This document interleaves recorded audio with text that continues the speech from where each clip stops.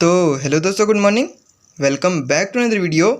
मैं राहुल सिंह राजपूत स्वागत करता हूं आप सभी का इंडिया के नंबर 1 स्टडी चैनल जिसका नाम क्या है, crack competition with RSR. RSR से क्या मतलब है? आरएसआर यानी राहुल सिंह राजपूत यानी कि मैं। तो गाइस, आज हम लोग डिस्कस करने वाले हैं एनसीईआरटी ज्योग्राफी क्लास 6 चैप्टर 3 जिसका नाम क्या है, मोशन ऑफ अर्थ यानी पृथ्वी की गतियाँ। इसके अंदर हम लोग देखेंगे कि पृथ्वी कौन कौन सी गतियाँ करती हैं और पृथ्वी पर डे एंड नाइट का फॉर्मेशन कैसे होता है, यानी पृथ्वी पर दिन और रात कैसे बनते हैं, और पृथ्वी पर सीजन फॉर्मेशन कैसे होता है, यानी पृथ्वी पर ऋतुएं कैसे बनती हैं। गाइस, ये क्लास नंबर 3 होने वाली है।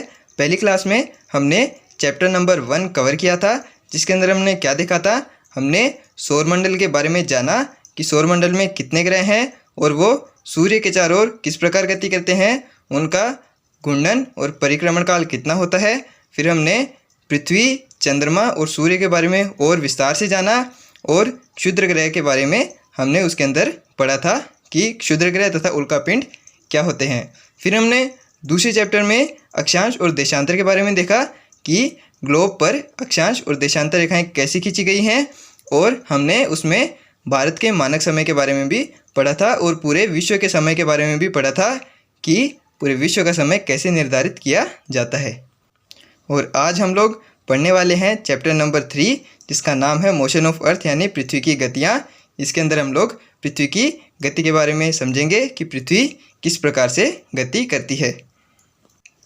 गाइज, मैंने आप लोगों के लिए एनसीईआरटी का एक डिटेल कोर्स स्टार्ट किया है इस चैनल पर, जिसके अंदर आज हम लोग जियोग्राफी का चैप्टर नंबर 3 कवर करने वाले हैं। इसके अंदर मैंने हिस्ट्री के 3 चैप्टर ऑलरेडी कंप्लीट कर दिए हैं और उनकी प्लेलिस्ट भी बना दी है, तो वो भी आप लोग ज़रूर से देख लीजिएगा।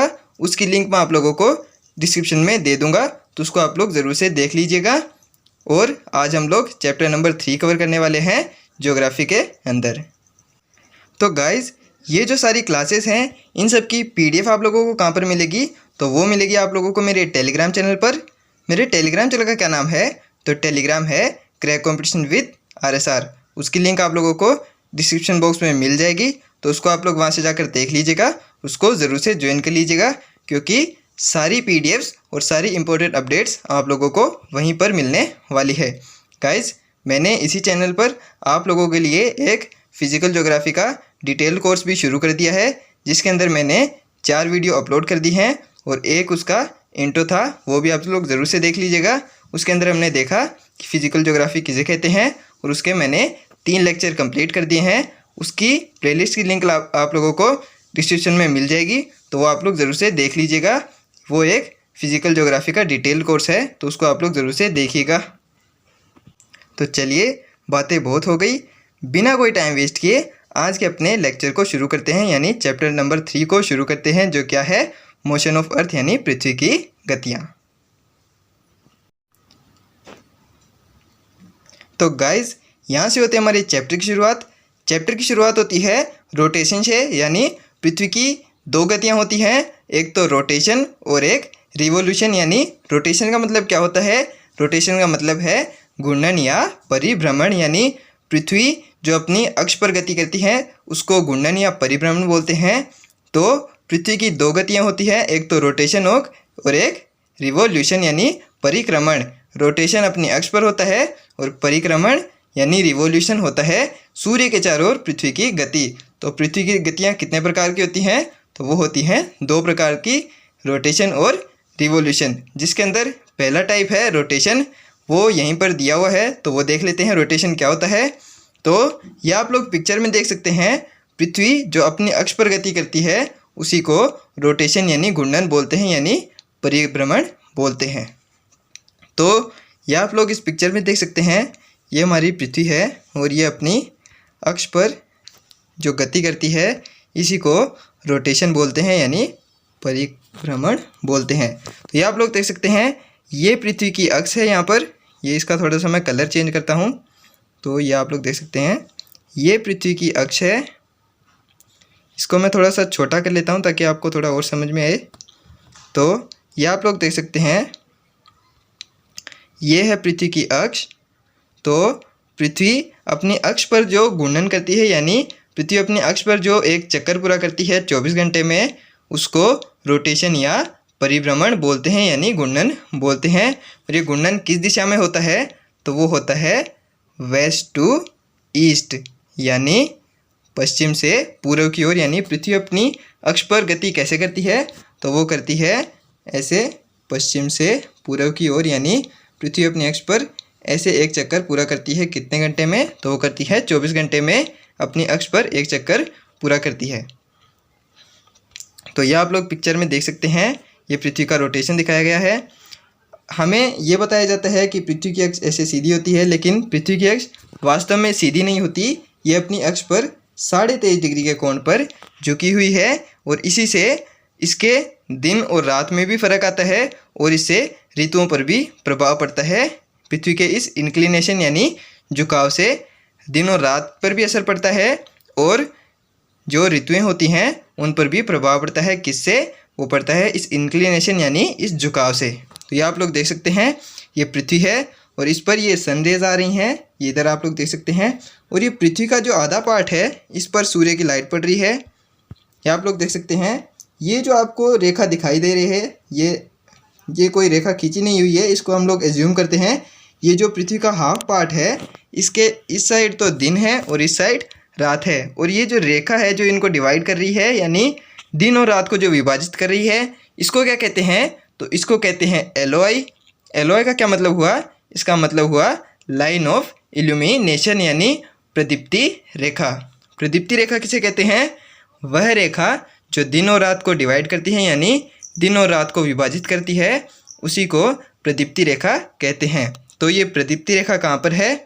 अगर ये जो पृथ्वी का इंक्लिनेशन है, इसको अगर हम लोग ज़ीरो एज्यूम करें, यानी अगर हम लोग माने कि ये जो हमारी पृथ्वी है, ये हमारी पृथ्वी है, अगर ये अपनी अक्ष पर झुकी हुई ना होकर अगर ये एकदम सीधी हो, यानी ये जो 23.5 डिग्री का कोण है, यानी ये जो पृथ्वी अपने अक्ष पर 23.5 डिग्री झुकी हुई है, अगर ये ना हो तो क्या होगा? तो इससे ये होगा कि ये जो हमारी पृथ्वी है, ये जो इसकी अक्ष है, अगर ये एलओआई, ये जो मैंने आपको बताया प्रदीप्ति रेखा यानी लाइन ऑफ इल्यूमिनेशन, और एक्सिस यानी पृथ्वी की अक्ष अगर बराबर हो जाए तो इससे क्या प्रभाव पड़ेगा? तो इससे होगा ये जो हमारी पृथ्वी है, ये एलओआई है, और यानी लाइन ऑफ इल्यूमिनेशन यानी प्रदीप्ति रेखा, और अगर पृथ्वी की अक्ष बराबर हो जाए तो इससे क्या होगा? ये आप लोग देख सकते हैं, इसको कहते हैं 0 डिग्री यानी भूमध्य रेखा, इसको कहते हैं 23.5 डिग्री नॉर्थ यानी कर्क रेखा, और इसको कहते हैं 66.5 डिग्री नॉर्थ यानी आर्कटिक वृत्त, और इसको कहते हैं 23.5 डिग्री साउथ यानी मकर रेखा, और इसको कहते हैं 66.5 डिग्री साउथ यानी एंटार्क्टिक वृत्त।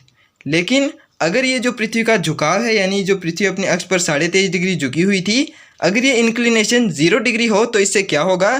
तो इससे होगा पृथ्वी के हर हिस्से पर दिन और रात बराबर हो जाएंगे। यानी ये जो सूर्य है, इसकी अगर ये रेज पड़ती हैं तो इसके हाफ पार्ट पर तो होता है डे यानी दिन, और इसके हाफ पार्ट पर होती है नाइट यानी रात। तो आप लोग ये देख सकते हैं, इसके हाफ पार्ट पर तो दिन होगा और हाफ पार्ट पर रात होगी। यानी अगर ये पृथ्वी का इंक्लिनेशन ना हो, यानी 23.5 डिग्री झुकाव ना हो, तो इससे क्या होगा? तो इससे पृथ्वी के हर हिस्से पर दिन और रात बराबर हो जाएंगे। यानी पृथ्वी के नॉर्थ पोल पर भी दिन और रात बराबर होंगे, और साउथ पोल पर भी दिन और रात बराबर होंगे। यानी नॉर्थ हेमिस्फीयर में भी दिन बराबर होगा और रात बराबर होगी, और साउथ हेमिस्फीयर में भी दिन और रात बराबर हो जाएंगे। लेकिन वास्तव में ऐसा होता नहीं है। पृथ्वी अपनी अक्ष पर, ये देख सकते हैं आप लोग, ये अगर ये हमारी पृथ्वी है, तो ये अगर एलओआई है यानी प्रदीप्ति रेखा है, तो पृथ्वी अपनी अक्ष पर 23.5 डिग्री के कोण पर झुकी हुई है। यानी पृथ्वी का इंक्लिनेशन यानी झुकाव कितना है? तो वो है 23.5 डिग्री। और इससे क्या प्रभाव पड़ता है? इससे डे एंड नाइट में फ़र्क पड़ता है। यानी कहीं पर दिन बड़े और कहीं पर दिन छोटे होते हैं, और कहीं पर रातें बड़ी और कहीं पर रातें छोटी होती हैं। किसके कारण? वो होती हैं इस झुकाव के कारण, यानी इस इंक्लिनेशन के कारण ऐसा होता है। और पृथ्वी पर ऋतुओं का निर्माण यानी पृथ्वी पर ऋतुएं भी इसी झुकाव के कारण बनती हैं। अगर ये झुकाव न हो तो पृथ्वी पर ऋतुओं का फॉर्मेशन होगा ही नहीं, यानी पृथ्वी पर ऋतुएं नहीं बनेंगी। अलग अलग जो हम ऋतुएं देखते हैं, शरद ऋतु, बसंत ऋतु, ग्रीष्म ऋतु, ये सब जो ऋतुएं हम लोग देखते हैं इनका फॉर्मेशन नहीं होगा, यानी ये ऋतुएं नहीं बनेंगी अगर ये झुकाव ना हो तो। यानी ये 23.5 डिग्री का झुकाव अगर नहीं होगा तो पृथ्वी पर पृथ्वी पर एक तो दिन और रात बराबर हो जाएंगे हर जगह पर, और दूसरा ऋतुओं का फॉर्मेशन नहीं होगा, यानी ऋतुएं नहीं बनेंगी, सीजन फॉर्मेशन नहीं होगा। तो ये थोड़ा हम लोग आगे बढ़ गए। पहले ये जो पृथ्वी का रोटेशन है इसको थोड़ा अच्छे से समझ लेते हैं। इसके अंदर क्या दिया हुआ है, तो इसके अंदर है पृथ्वी का ड्यूरेशन 24 हार्स होता है, यानी ये जो रोटेशन होता है इसका ड्यूरेशन कितना होता है 24 हार्स। यानी ये जो पृथ्वी का घूर्णन है इसकी अवधि कितनी होती है, तो वो होती है 24 घंटे। यानी पृथ्वी अपनी अक्ष पर 24 घंटे में एक चक्कर पूरा करती है। यानी पृथ्वी जो अपनी अक्ष पर चक्कर लगाती है वो कितनी देर में लगाती है, तो वो लगाती है 24 घंटे में। यानी ये जो अपनी अक्ष पर ये घूर्णन करती है ऐसे वेस्ट टू ईस्ट यानी पश्चिम से पूर्व की ओर, वो कितनी देर में पूरा करती है, तो वो करती है 24 घंटे में, यानी 24 हार्स में एक चक्कर अपनी अक्ष पर पूरा करती है। और इसकी डायरेक्शन किधर होगी, तो इसकी डायरेक्शन होगी वेस्ट टू ईस्ट। मैंने आपको पहले ही बता दिया है, यानी पश्चिम से पूर्व की ओर पृथ्वी के घूर्णन की गति होती है। यानी पृथ्वी अपने अक्ष पर कैसे गति करती है, तो वो करती है वेस्ट टू ईस्ट, यानी पश्चिम से पूर्व की ओर पृथ्वी अपनी अक्ष पर घूर्णन पूरा करती है, यानी एक चक्कर लगाती है। और इससे क्या होता है, यानी ये जो पृथ्वी अपना रोटेशन करती है इससे क्या इफ़ेक्ट्स पड़ते हैं, तो इससे इफ़ेक्ट्स होते हैं डे एंड नाइट फॉर्मेशन, यानी दिन और रात का बनना। यानी पृथ्वी पर दिन और रात किससे बनते हैं, तो वो बनते हैं पृथ्वी के रोटेशन से। यानी पृथ्वी जो अपने अक्ष पर घूर्णन करती है इसी से पृथ्वी पर डे एंड नाइट का फॉर्मेशन होता है, यानी पृथ्वी पर दिन और रात बनते हैं। तो ये आप लोग इस पिक्चर के अंदर देख सकते हैं, ये सन है और ये जो पृथ्वी है इसके ऊपर ये जो रोटेशन करती है, तो इससे दिन और रात का फॉर्मेशन कैसे होता है। यानी ये जो पृथ्वी के अक्ष पर घूर्णन करती है, ये जो पार्ट है ये जब इस साइड का पार्ट रोटेशन करता हुआ इस साइड आएगा, यानी ये जो नाइट वाला पार्ट है ये रोटेशन करता हुआ इस डे वाले पार्ट में आएगा, तो इस पर तो दिन हो जाएगा और इस पर रात हो जाएगी। यानी पृथ्वी पर दिन और रात का फॉर्मेशन कैसे होता है, तो वो होता है पृथ्वी के रोटेशन के कारण। और ये कितने घंटे में होता है, तो वो होता है 24 घंटे में। यानी पृथ्वी 24 घंटे में अपनी अक्ष पर एक घूर्णन पूरा करती है। 24 हार्स में ये कितने डिग्री घूमती है, तो वो घूमती है 360 डिग्री। यानी पृथ्वी अपनी अक्ष पर गोलाकार पथ में ये गति करती है वृत्ताकार पथ में। तो वृत्त का कोण कितना होता है, तो आप लोग जानते हैं वृत्त का कोण होता है 360 डिग्री। यानी अगर हम लोग इसको डिवाइड करके देखें तो ये आप लोग देख सकते हैं, इसको 90 डिग्री बोलेंगे, इसको 90 डिग्री, ये 90 और ये 90, यानी ये 90 डिग्री, ये 90 डिग्री, ये 90 डिग्री और ये 90 डिग्री। तो टोटल मिलाकर कितना हुआ, तो ये हुआ 360 डिग्री। यानी पृथ्वी अपनी अक्ष पर 24 घंटे में 360 डिग्री घूमती है। तो एक घंटे में कितना घूमेगी, यानी ये पृथ्वी जो है ये 24 घंटे में 360 डिग्री घूमती है अपनी अक्ष पर। तो एक घंटे में कितना घूमेगी, तो एक घंटे में घूमेगी 360 डिग्री बट्टा 24, यानी पृथ्वी इक्वल्स टू कितना होगा, यानी 360 बट्टा 24 इक्वल्स टू कितना होगा, तो वो होगा 15 डिग्री। यानी पृथ्वी अपनी अक्ष पर एक घंटे में कितना घूमेगी, तो वो घूमेगी 15 डिग्री। यानी पृथ्वी अपने अक्ष पर एक घंटे में कितना डिग्री घूमेगी, तो वो घूमेगी 15 डिग्री। 15 डिग्री कितना होता है, तो ये अगर हम लोग 360 डिग्री का कोण माने तो ये 90 होता है, ये 90, ये 90 और ये जो 90 होता है, इसका अगर हम लोग इतना पार्ट एज्यूम कर ले 15 डिग्री, यानी इतना पार्ट अगर हम लोग 15 डिग्री मान ले तो इतना घूमने में पृथ्वी को कितना समय लगेगा, तो वो लगेगा 1 घंटा। यानी पृथ्वी अपनी अक्ष पर 1 घंटे में 15 डिग्री घूमती है। तो पृथ्वी अगर 1 घंटे में अपनी अक्ष पर 15 डिग्री घूमती है तो 1 डिग्री कितने मिनट में घूमेगी, तो पृथ्वी 1 घंटे में घूमती है 15 डिग्री, तो 1 डिग्री कितने में घूमेगी, तो वो घूमेगी 15 डिग्री बराबर होता है, यानी पृथ्वी अपने अक्ष पर 15 डिग्री घूमती है कितनी देर में? 1 घंटे में। 1 घंटे में कितने मिनट होते हैं? तो वो होते हैं 60 मिनट। यानी पृथ्वी अपने अक्ष पर 15 डिग्री कितने मिनट में घूमती है? तो वो घूमती है 60 मिनट में। तो 1 डिग्री कितने में घूमेगी? तो वो घूमेगी 60 डिग्री बट्टा 15, यानी कितने मिनट हुआ? तो वो हुआ 60 बट्टा 15 इक्वल्स टू 4। यानी पृथ्वी अपनी अक्ष पर 1 डिग्री कितनी देर में घूमती है? तो वो घूमती है 4 मिनट में। यानी पृथ्वी 4 मिनट में अपनी अक्ष पर 1 डिग्री रोटेट करती है, यानी 1 डिग्री घूमती है अपनी अक्ष पर।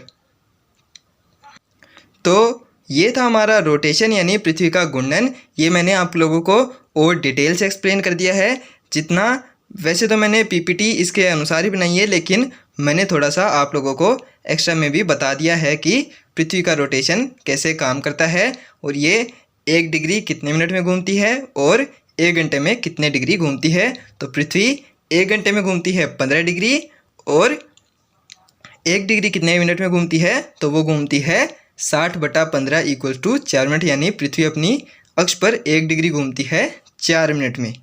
और 360 डिग्री कितने घंटे में घूमती है? तो वो घूमती है 24 हावर्स।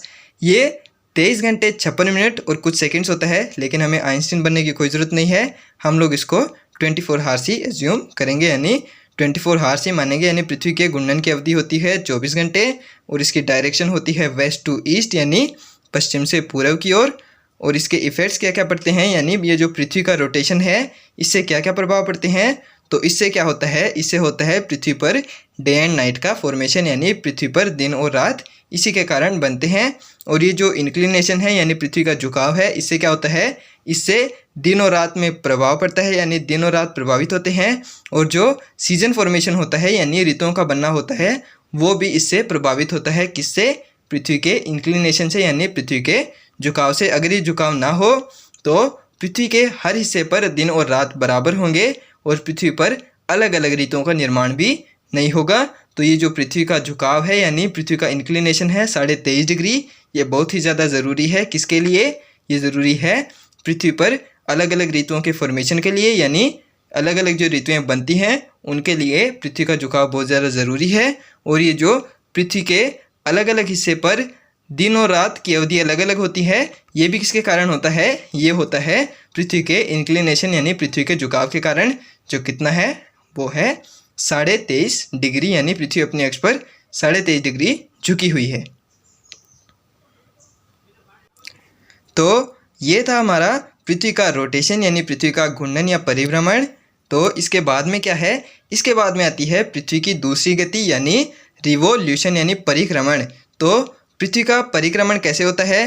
तो यह आप लोग इस पिक्चर में आसानी से देख सकते हैं। ये मैंने थोड़ी सी क्लियर इमेज लेने की कोशिश की है। वैसे तो मैं चाहता तो अपने हाथ से बनाया हुआ भी ला सकता था, लेकिन मैंने आप लोगों को थोड़ा अच्छे से एक्सप्लेन करने के लिए ये इमेज यहाँ पर लगाई है। तो इससे आप लोग आसानी से समझ सकते हैं कि पृथ्वी का रिवोल्यूशन कैसे होता है, यानी पृथ्वी का परिक्रमण कैसे होता है, यानी पृथ्वी सूर्य के चारों ओर चक्कर किस प्रकार लगाती है। तो पृथ्वी सूर्य के चारों ओर चक्कर किस दिशा में लगाती है? तो वो लगाती है वेस्ट टू ईस्ट, यानी पृथ्वी का जो रोटेशन होता है वेस्ट टू ईस्ट, यानी पृथ्वी का जो घूर्णन होता है पश्चिम से पूर्व की ओर। तो पृथ्वी का परिक्रमण भी उसी दिशा में होता है, यानी पृथ्वी का जो रिवोल्यूशन होता है वो जो सूर्य के चारों ओर गति करती है वो भी किस दिशा में करती है? वो करती है वेस्ट टू ईस्ट, यानी पश्चिम से पूर्व की ओर। तो यह आप लोग देख सकते हैं, ये हमारी पृथ्वी है और ये सूर्य के चारों ओर वेस्ट टू ईस्ट यानी पश्चिम से पूर्व की ओर एक दीर्घवृत्ताकार पथ में गति कर रही है। दीर्घवृत्ताकार पथ कैसा होता है, यानी दीर्घवृत्ताकार पथ किसे बोलते हैं? तो ये जो आप लोग देख सकते हैं, पृथ्वी का परिक्रमण जो होता है वो वृत्त के रूप में नहीं होता, यानी सर्कल के रूप में नहीं होता, ये होता है दीर्घवृत्ताकार।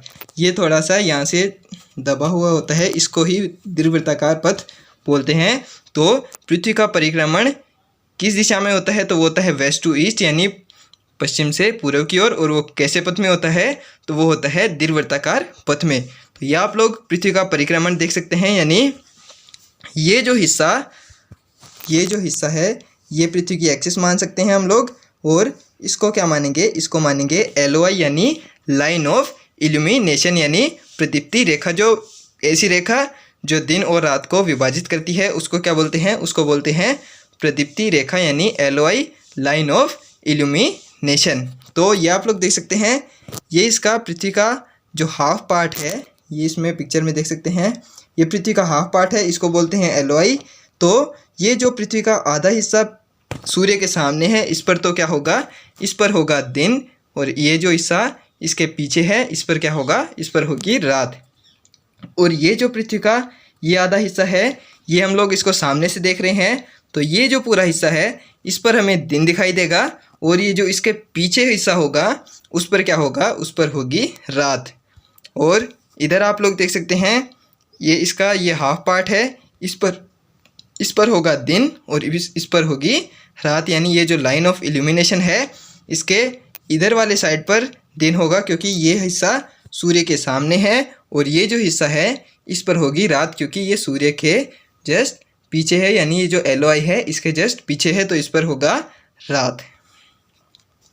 और ये जो चौथा है हमारा, इसको आप लोग देख सकते हैं, इसका हम लोग ये हिस्सा देख सकते हैं, इसके अंदर ये हिस्सा, इसके ऊपर ये जो हिस्सा दिखाई दे रहा है आपको चमकदार, इस पर वैसे तो रात होगी, लेकिन ये आपको समझाने के लिए इसके ऊपर दिन दिखाया गया है, और जो इसके पिछला हिस्सा है उस पर रात दिखाई गई है। लेकिन वास्तव में कैसा होता है, ये जो इसका पिछला हिस्सा है इसके ऊपर तो दिन होगा और इसके इस पार्ट पर रात होगी, यानी ये आप लोग देख सकते हैं, ये पार्ट है इस पर रात होगी, और जो इसका पिछला पार्ट है उस पर क्या होगा, दिन होगा। तो ये पृथ्वी का परिक्रमण है, यानी पृथ्वी का रिवॉल्यूशन है। और ये कौन कौन से महीने में, यानी ये पृथ्वी की जो 4 स्थितियाँ दिखाई गई हैं ये कौन कौन से महीने में है, तो ये हैं, ये मैं आप लोगों को दिखाऊं तो ये मैं थोड़ा सा इसको और डिटेल से एक्सप्लेन करता हूं। तो ये इनकी एक्सिस है, यानी ये जो पृथ्वी की 4 स्थितियाँ दिखाई गई हैं ये इनकी एक्सिस है, और ये गुजरती है भूमध्य रेखा यानी 0 डिग्री, ये 23.5 डिग्री नॉर्थ और ये 23.5 डिग्री साउथ। और इसके बाद में ये दूसरा हिस्सा है, इस पर ये 0 डिग्री, ये 23.5 डिग्री नॉर्थ और ये 23.5 डिग्री साउथ। ये 0 डिग्री, ये 23.5 डिग्री नॉर्थ और ये 23.5 डिग्री साउथ। ये 0 डिग्री, 23.5 डिग्री नॉर्थ और ये 23.5 डिग्री साउथ। तो ये पृथ्वी की 4 अलग अलग स्थितियाँ हैं। ये कौन सी स्थिति है, तो ये है मार्च की स्थिति, यानी पृथ्वी की जो पहली स्थिति है ये कब की है, ये मार्च की है।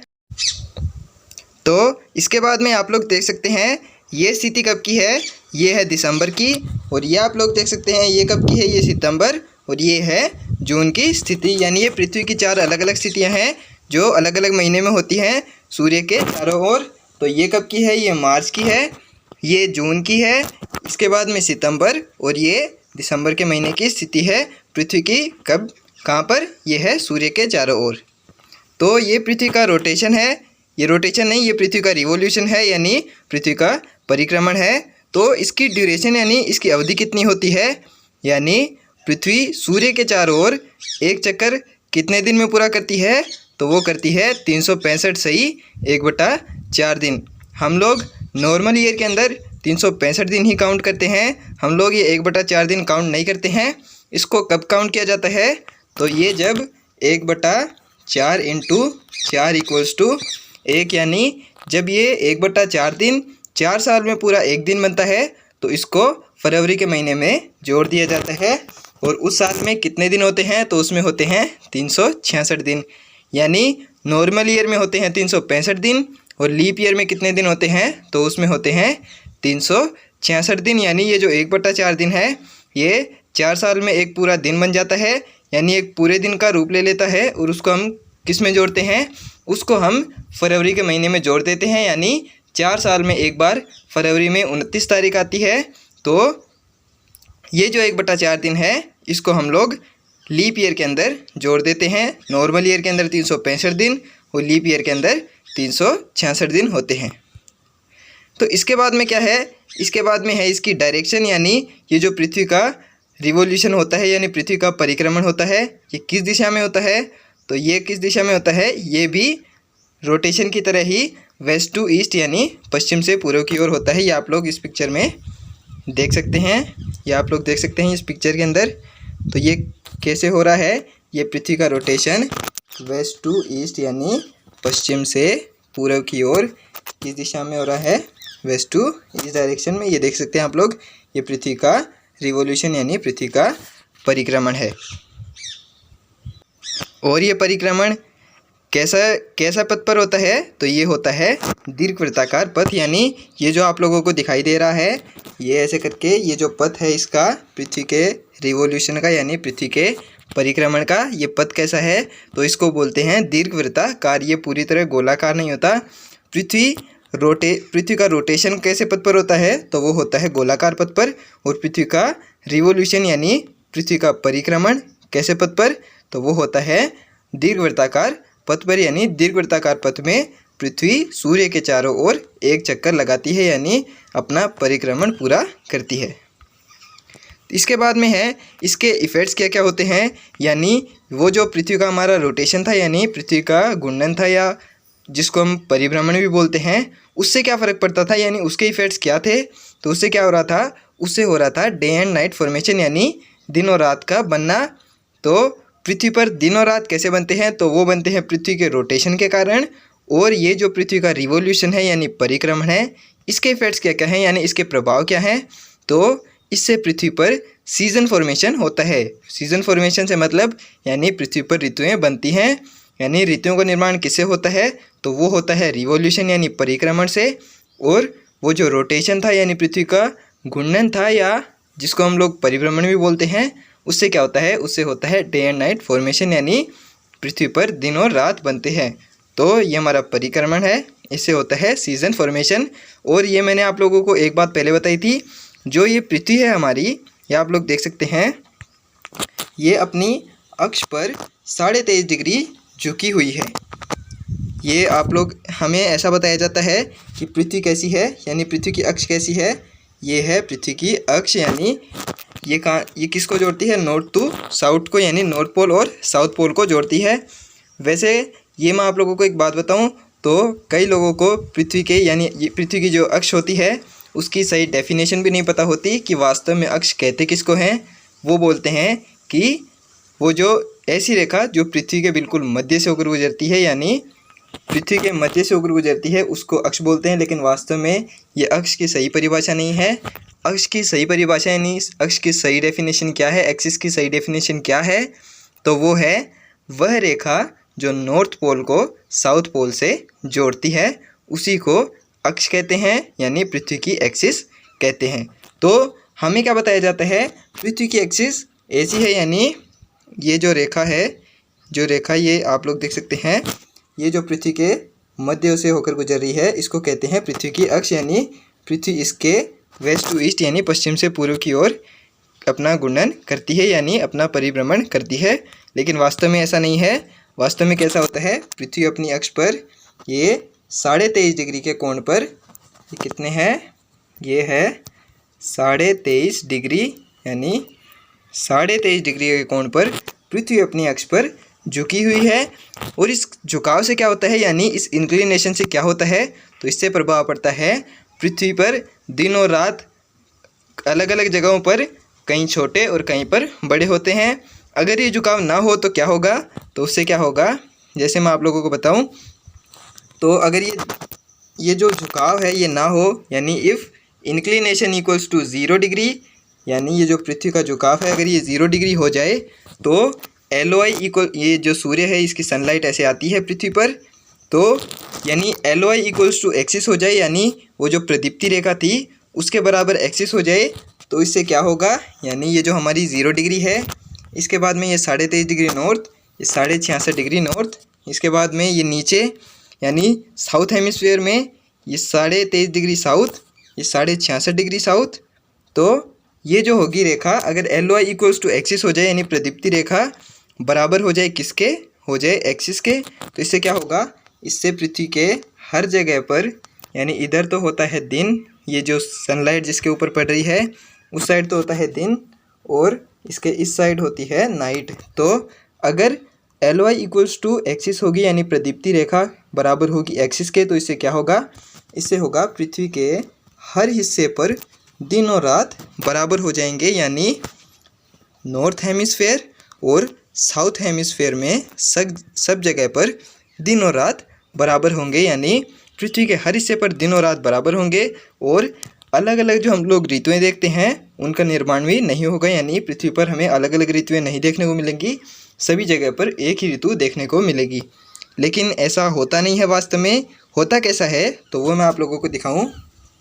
तो ये अगर हमारी पृथ्वी है तो हमें क्या बताया जाता है, पृथ्वी की अक्ष ऐसी है, लेकिन वास्तव में ये ऐसी ना होकर ये है ऐसी, यानी पृथ्वी अपनी अक्ष पर 23.5 डिग्री झुकी हुई है। तो इससे क्या प्रभाव पड़ेगा, तो ये जो 0 डिग्री है ये यहाँ से गुजरेगी, फिर ये 23.5 डिग्री नॉर्थ और ये 66.5 डिग्री, ये 23.5 डिग्री साउथ और ये 66.5 डिग्री साउथ। तो इससे क्या होगा, तो पृथ्वी के ये जो एक हिस्से पर पूरे दिन का दिन और एक हिस्से पर पूरे दिन की रात होती है, यानी इधर तो होती है नाइट जिसको हम लोग बोलते हैं रात, और इधर क्या होता है, इधर होता है डे।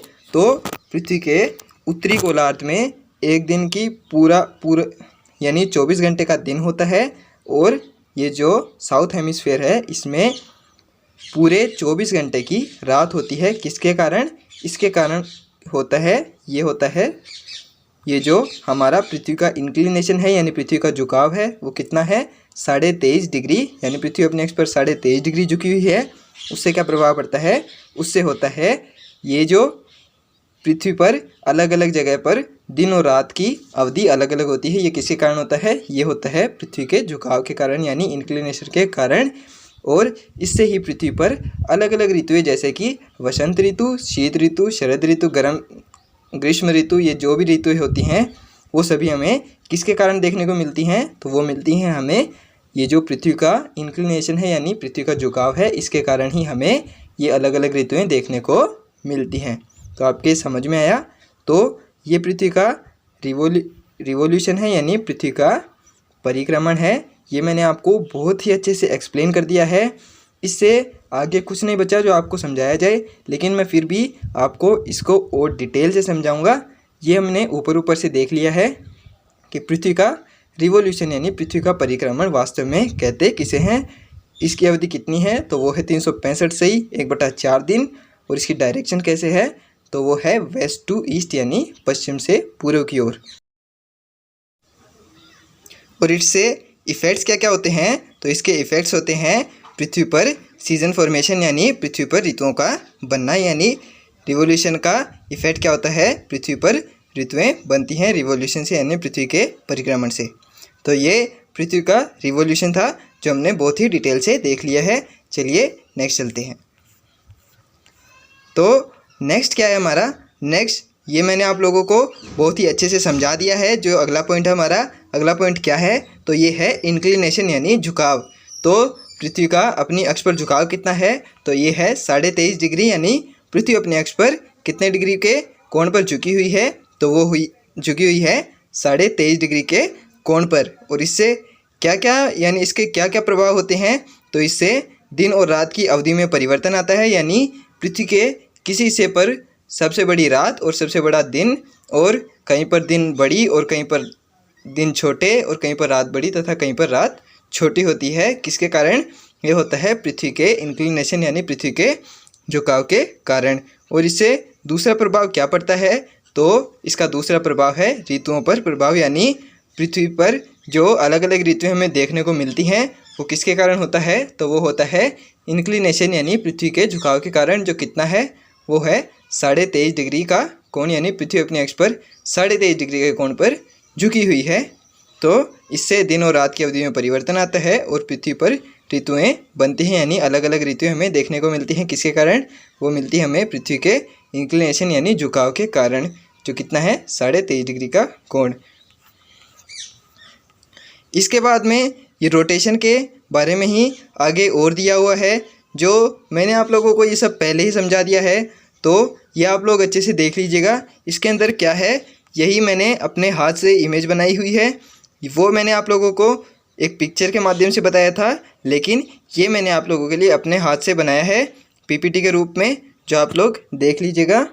ये पृथ्वी का, इसके अंदर क्या है, अगर रोटेशन के अंदर इंक्लिनेशन इक्वल्स टू 0 डिग्री, यानी अगर पृथ्वी का झुकाव जो है यानी इंक्लिनेशन है वो 0 डिग्री हो जाए, यानी पृथ्वी का कोई झुकाव ना हो, यानी पृथ्वी जो है अपनी, क्या आप लोग देख सकते हैं पृथ्वी का हम लोग, ये हमें जो बताया जाता है ये LOI है। अगर पृथ्वी का झुकाव ये 23 डिग्री यानी 23.5 डिग्री ना हो तो इससे क्या होगा, तो इससे मैंने आप लोगों को बता दिया है 0 डिग्री, ये 23.5 डिग्री, ये 66.5 डिग्री, 23.5 डिग्री, ये 66.5 डिग्री। तो इससे क्या होगा, पृथ्वी के हर हिस्से पर दिन और रात बराबर हो जाएंगे, यानी पृथ्वी के हर हिस्से पर हमें दिन और रात बराबर ही देखने को मिलेंगी। और अगर क्या हो, पृथ्वी का इंक्लिनेशन इक्वल्स टू 0 डिग्री, यानी पृथ्वी का जो झुकाव है वो 0 डिग्री हो, तो इससे क्या होगा, पृथ्वी के हर हिस्से पर दिन और रात बराबर होंगे। ये आप लोग देख सकते हैं, ये यहाँ पर ये हमारा देख सकते हैं आप लोग, ये है 90 डिग्री नॉर्थ यानी उत्तरी ध्रुव, ये है 66.5 डिग्री नॉर्थ यानी आर्कटिक वृत्त, ये 23.5 डिग्री नॉर्थ यानी कर्क रेखा, ये 0 डिग्री यानी भूमध्य रेखा, और इसके नीचे है ये 23.5 डिग्री साउथ यानी मकर रेखा, इसके नीचे है 66.5 डिग्री साउथ यानी एंटार्क्टिक वृत्त यानी एंटार्क्टिक सर्कल जिसे कहते हैं इंग्लिश में, इसको कहते हैं एंटार्क्टिक सर्कल, इसको कहते हैं ट्रॉपिक ऑफ कैप्रिकॉर्न, इसको कहते हैं 0 डिग्री को क्या कहते हैं इंग्लिश में, इसको कहते हैं इक्वेटर। 23.5 डिग्री नॉर्थ को क्या कहते हैं, इसको कहते हैं कर्क रेखा या ट्रॉपिक ऑफ कैंसर, और ये जो 66.5 डिग्री नॉर्थ है इसको क्या कहते हैं, इसको कहते हैं आर्कटिक सर्कल यानी आर्कटिक वृत्त, और ये जो 90 डिग्री नॉर्थ है इसको कहते हैं उत्तरी ध्रुव यानी नॉर्थ पोल, और ये जो 90 डिग्री साउथ है इसको कहते हैं दक्षिणी ध्रुव यानी साउथ पोल कहते हैं, किसको, 90 डिग्री नॉर्थ और 90 डिग्री साउथ को।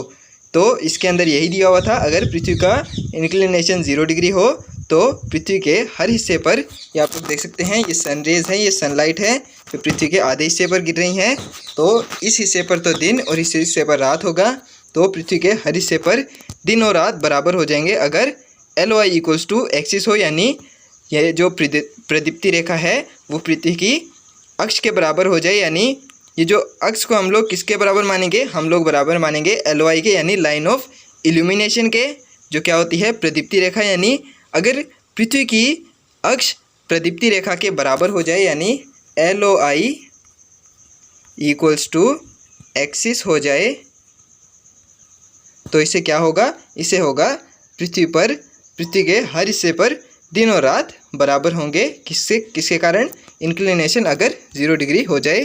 तो यही इसके अंदर दिया हुआ है, तो आप लोग देख सकते हैं अगर LOI इक्वल्स टू एक्सिस यानी प्रदीप्ति रेखा इक्वल्स टू अक्ष हो जाए, यानी ये जो प्रदीप्ति रेखा किसे कहते हैं मैं दोबारा से बताऊं, तो प्रदीप्ति रेखा कहते हैं जो रेखा पृथ्वी पर दिन और रात को विभाजित करती है। ये आप लोग इस पिक्चर में देख सकते हैं, किसको कहेंगे LOI, हम लोग LOI कहेंगे। ये जो रेखा आप लोग देख सकते हैं, ये जो पृथ्वी के बिल्कुल मध्य से होकर गुजर रही है इसको कहेंगे LOI।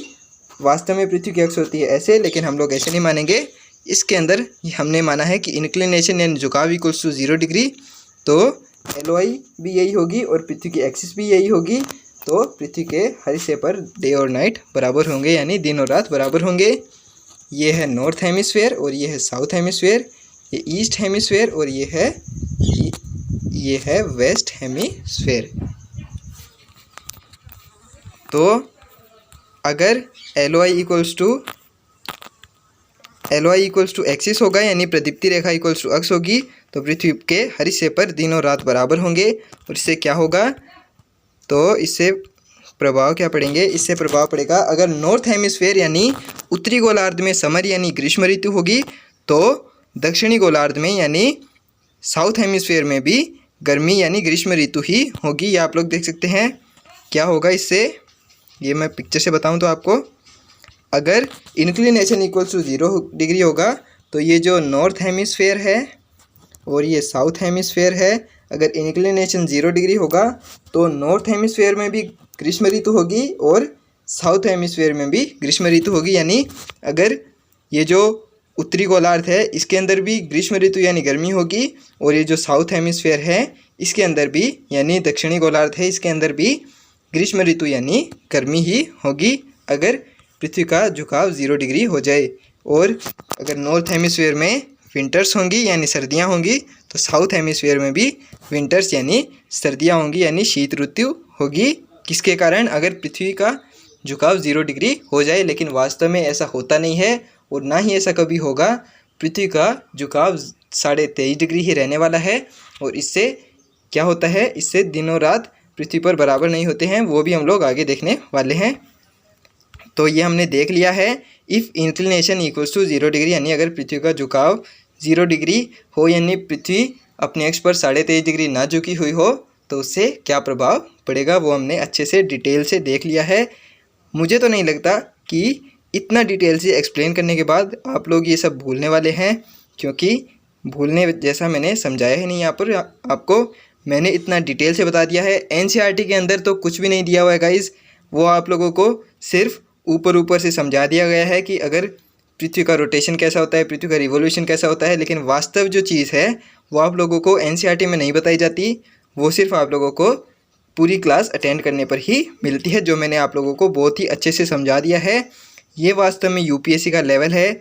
अगर आप लोग खुद से एनसीईआरटी पढ़ते हैं तो आप लोगों इतनी चीज़ें के बारे में नहीं सोच पाते हैं, इसीलिए पूरी क्लास को अटेंड करना ज़रूरी होता है। क्लास अटेंड करने के बाद और सबसे बड़ा बेनिफिट इसका क्या है, यानी इस क्लास का सबसे बड़ा बेनिफिट क्या है, इसके नोट्स आप लोग एज इट इज़ बना सकते हैं। इसमें आप लोगों को कोई भी चीज़ कट करने की ज़रूरत नहीं है या कोई भी चीज़ शॉर्ट करने की ज़रूरत नहीं है, क्योंकि मैंने बिल्कुल शॉर्ट में और बिल्कुल डिटेल से आपको एक्सप्लेन कर दिया है। इसके अंदर आप लोग ना तो कुछ ऐड करने की ज़रूरत है और ना ही इसमें से कुछ कट करने की ज़रूरत है। आप लोग इसके नोट्स एज इट इज़ बना सकते हैं अपनी कॉपी में, या आप लोग इसकी PDF फाइल भी डाउनलोड कर सकते हैं। लेकिन अगर आप लोग इसके अपने हाथ से नोट्स बनाएंगे तो वो आपके लिए बहुत ज़्यादा बेनिफिशियल होगा, क्योंकि कंटेंट तो गाइस बहुत सारा पड़ा हुआ है ऑनलाइन, लेकिन वो हमारे किसी काम का नहीं है। हमारे काम क्या आएगा, जो हम लोग अपने हाथ से नोट्स बनाते हैं वही हमारे काम आता है और वही हमारे पास हमेशा हमेशा के लिए सुरक्षित रहता है। तो आप लोग इसके नोट्स ज़रूर से बनाइएगा। और ये मैंने आपको बता दिया है कि आप लोग इसके नोट्स एज इट इज़ बना सकते हैं। ना तो इसमें आप लोगों को कुछ ऐड करने की ज़रूरत है, ना ही इसमें से कुछ कट करने की ज़रूरत है। आप लोग इसको एज इट इज़ अपनी कॉपी में उतार सकते हैं। तो ये हमारा रोटेशन था, जिसके अंदर हमने कौन सी स्थिति जानी, हमने जाना कि if inclination equals to 0 degree यानी पृथ्वी का झुकाव अगर 0 डिग्री हो तो उससे क्या क्या प्रभाव पड़ेंगे। इसके बाद में क्या आता है, इसके बाद में जो रियल सिचुएशन है यानी जो पृथ्वी की वास्तविक स्थिति है, तो वो क्या है, inclination equals to 23 degree 30 minute यानी 23.5 डिग्री के कोण पर पृथ्वी झुकी हुई है, किस पर, अपनी अक्ष पर। तो इससे क्या होता है, इससे आप लोग इस पिक्चर के माध्यम से आसानी से देख सकते हैं। ये सिर्फ ये थ्योरी वाइज है, इसको इस पर ज़्यादा ध्यान मत दीजिए। आप लोग को जिस पर ध्यान देना है वो ये पिक्चर है, इससे आप लोगों को आसानी से समझ में आ जाएगा। तो इसमें क्या है, तो इसमें है ये जो हमारा हमें क्या बताया जाता है, पृथ्वी की अक्ष क्या है, ये बिल्कुल मध्य से होकर गुजरते हैं। लेकिन वास्तव में कैसा है, वास्तव में है पृथ्वी अपनी अक्ष पर 23.5 डिग्री के कोण पर झुकी हुई है। इसको ये है पृथ्वी की अक्ष, और इसको क्या बोलते हैं, इसको बोलते हैं LOI यानी लाइन ऑफ इल्यूमिनेशन यानी प्रदीप्ति रेखा। ये हमेशा यहीं पर रहती है, ये चेंज नहीं होती है, क्योंकि सनलाइट जो आती है वो पृथ्वी के आधे हिस्से पर ही गिरती है। और प्रदीप्ति रेखा यानी LOI किसको कहते हैं, तो प्रदीप्ति रेखा कहते ही किसको हैं, वो कहते हैं वह रेखा जो पृथ्वी पर दिन और रात को विभाजित करती है, उसे ही प्रदीप्ति रेखा कहते हैं। तो ये हमेशा यहीं पर रहेगी। पृथ्वी की अक्ष होगी 23.5 डिग्री के कोण पर, यानी ये होगा नॉर्थ पोल और ये होगा साउथ पोल यानी उत्तरी ध्रुव तथा दक्षिणी ध्रुव। ये होंगे जो उत्तरी ध्रुव तथा दक्षिणी ध्रुव को मिलाती है उसको क्या कहते हैं, उसको एक्सिस कहते हैं। और जो रेखा दिन और रात को विभाजित करती है उसको कहते हैं LOI यानी लाइन ऑफ इल्यूमिनेशन यानी प्रदीप्ति रेखा। तो ये आप लोग देख सकते हैं, हमें क्या बताया जाता है, पृथ्वी की अक्ष ऐसे है, लेकिन वास्तव में क्या है, ऐसे। इससे क्या प्रभाव होगा, यानी ये जो झुकाव आया है 23.5 डिग्री कोण का, इससे क्या प्रभाव पड़ेंगे, तो इससे क्या प्रभाव पड़ेगा, हम लोग ये जो डे और नाइट का विभाजन करते थे, हमने पीछे क्या किया था, हमने किया था ये जो हमने रेखाएं खींची थी, ये जो एक्सिस हैं इनसे हमने बिल्कुल हाफ हाफ पार्ट में सबको बराबर बराबर कर दिया था, क्योंकि झुकाव कितना था, वो था 0 डिग्री, यानी इंक्लिनेशन कितना था, वो था 0 डिग्री। इसके अंदर क्या है, इसके अंदर है 23.5 डिग्री का कोण। तो इससे प्रभाव क्या पड़ेगा, तो इससे प्रभाव ये पड़ेगा, ये आप लोग देख सकते हैं, ये एलवाई है। तो ये जो डे और नाइट है, तो पृथ्वी के ये जो नॉर्थ पोल है यानी उत्तरी ध्रुव है, इस पर पूरे 24 घंटे का तो दिन होगा, और ये जो साउथ पोल है इस पर 24 घंटे की रात होती है। किसके कारण, तो वो होती है पृथ्वी के झुकाव के कारण, जो कितना है, वो है 23.5 डिग्री का कोण पर पृथ्वी अपनी अक्ष पर झुकी हुई है। तो इससे क्या प्रभाव पड़ेंगे, तो इससे प्रभाव ये पड़ेंगे कि ये 24 घंटे का दिन हो गया किस पर, वो हो गया उत्तरी ध्रुव पर यानी नॉर्थ पोल पर। इसके बाद में ये यहाँ पर डे और नाइट में डिफरेंस आता जाएगा, यानी कहीं पर दिन बड़ा और कहीं पर दिन छोटा, और कहीं पर दिन रात बड़ी तथा कहीं पर रात छोटी होगी। किसके कारण, पृथ्वी के झुकाव के कारण। तो इस पिक्चर के माध्यम से आप लोग आसानी से इसको समझ सकते हैं। ये मैंने बहुत ही अच्छे से एक्सप्लेन किया है इसके अंदर, और ये कहीं पर आप लोगों को इंटरनेट पर नहीं मिलेगी, क्योंकि ये मैंने अपने हाथ से बनाई है, इसलिए ये आपको कहीं पर नहीं मिलने वाली। तो इसको ज़रूर से अपनी कॉपी में नोट करिएगा, ये आपको कहीं पर भी नहीं मिलने वाली है, इसको अच्छे से समझ लीजिएगा। अगर आप लोग को ये समझ में नहीं आया तो मेरे को कमेंट करके बताना, मैं अगला चैप्टर शुरू करने से पहले इसको दोबारा से समझा दूंगा। वैसे तो ज़रूरत नहीं है, क्योंकि मैंने बहुत ही डिटेल से और अच्छे से एक्सप्लेन कर दिया है इसको, लेकिन फिर भी आपकी समझ में नहीं आता है तो मुझे कमेंट करके ज़रूर बताइएगा। तो ये हमने देख लिया कि पृथ्वी का 23.5 डिग्री के कोण पर झुके होने के कारण क्या क्या प्रभाव पड़ते हैं, यानी ये जो रेखाएं हैं आप लोग देख सकते हैं, ये इनके बारे में मैंने आपको पहले बता दिया है। 66.5 डिग्री नॉर्थ को क्या कहते हैं, इसको कहते हैं आर्कटिक वृत्त यानी आर्कटिक सर्कल। गाइज इनके नाम ज़रूर से देख लीजिएगा, क्योंकि ये वे अक्षांश रेखाएं हैं जिनके बारे में बार बार पूछा जाता है और लोगों को इनका अच्छे से नाम याद नहीं रहता, इसलिए इनके नाम अच्छे से याद कर लीजिएगा। क्योंकि वैसे तो कितनी अक्षांश रेखाएं होती हैं, वो होती है 179, लेकिन हमें सारी अक्षांश रेखाएं याद नहीं करनी है, हमें सिर्फ ये कुछ मुख्य मुख्य अक्षांश रेखाएं हैं, यानी ये जो मेन अक्षांश रेखाएं हैं इनको हमें याद करना है। तो इनको आप लोग ज़रूर से याद कर लीजिएगा, और इनके नाम भी आप लोगों को इंग्लिश और हिंदी दोनों में याद होने चाहिए। तो इनके नाम क्या है, 66.5 डिग्री नॉर्थ को क्या कहते हैं, इसको कहते हैं आर्कटिक सर्कल यानी आर्कटिक वृत्त। ये 23.5 डिग्री नॉर्थ है, इसको क्या कहते हैं, इसको कहते हैं ट्रॉपिक ऑफ कैंसर यानी कर्क रेखा। और ये जो 0 डिग्री है इसको कहते हैं भूमध्य रेखा, या इसको कहते हैं इंग्लिश में इक्वेटर। ये जो 0 डिग्री है ये पृथ्वी को 2 बराबर भागों में बांटती है।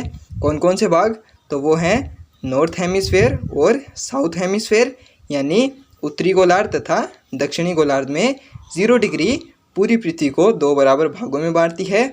और 0 डिग्री पृथ्वी पर बनने वाला सबसे बड़ा वृत्त है, यानी पृथ्वी पर जो सबसे बड़ा सर्कल बनता है तो वो कौन सा है, वो है 0 डिग्री अक्षांश रेखा यानी भूमध्य रेखा, और जिसको हम लोग इंग्लिश में इक्वेटर भी बोलते हैं। वो पृथ्वी पर बनने वाला सबसे बड़ा वृत्त है।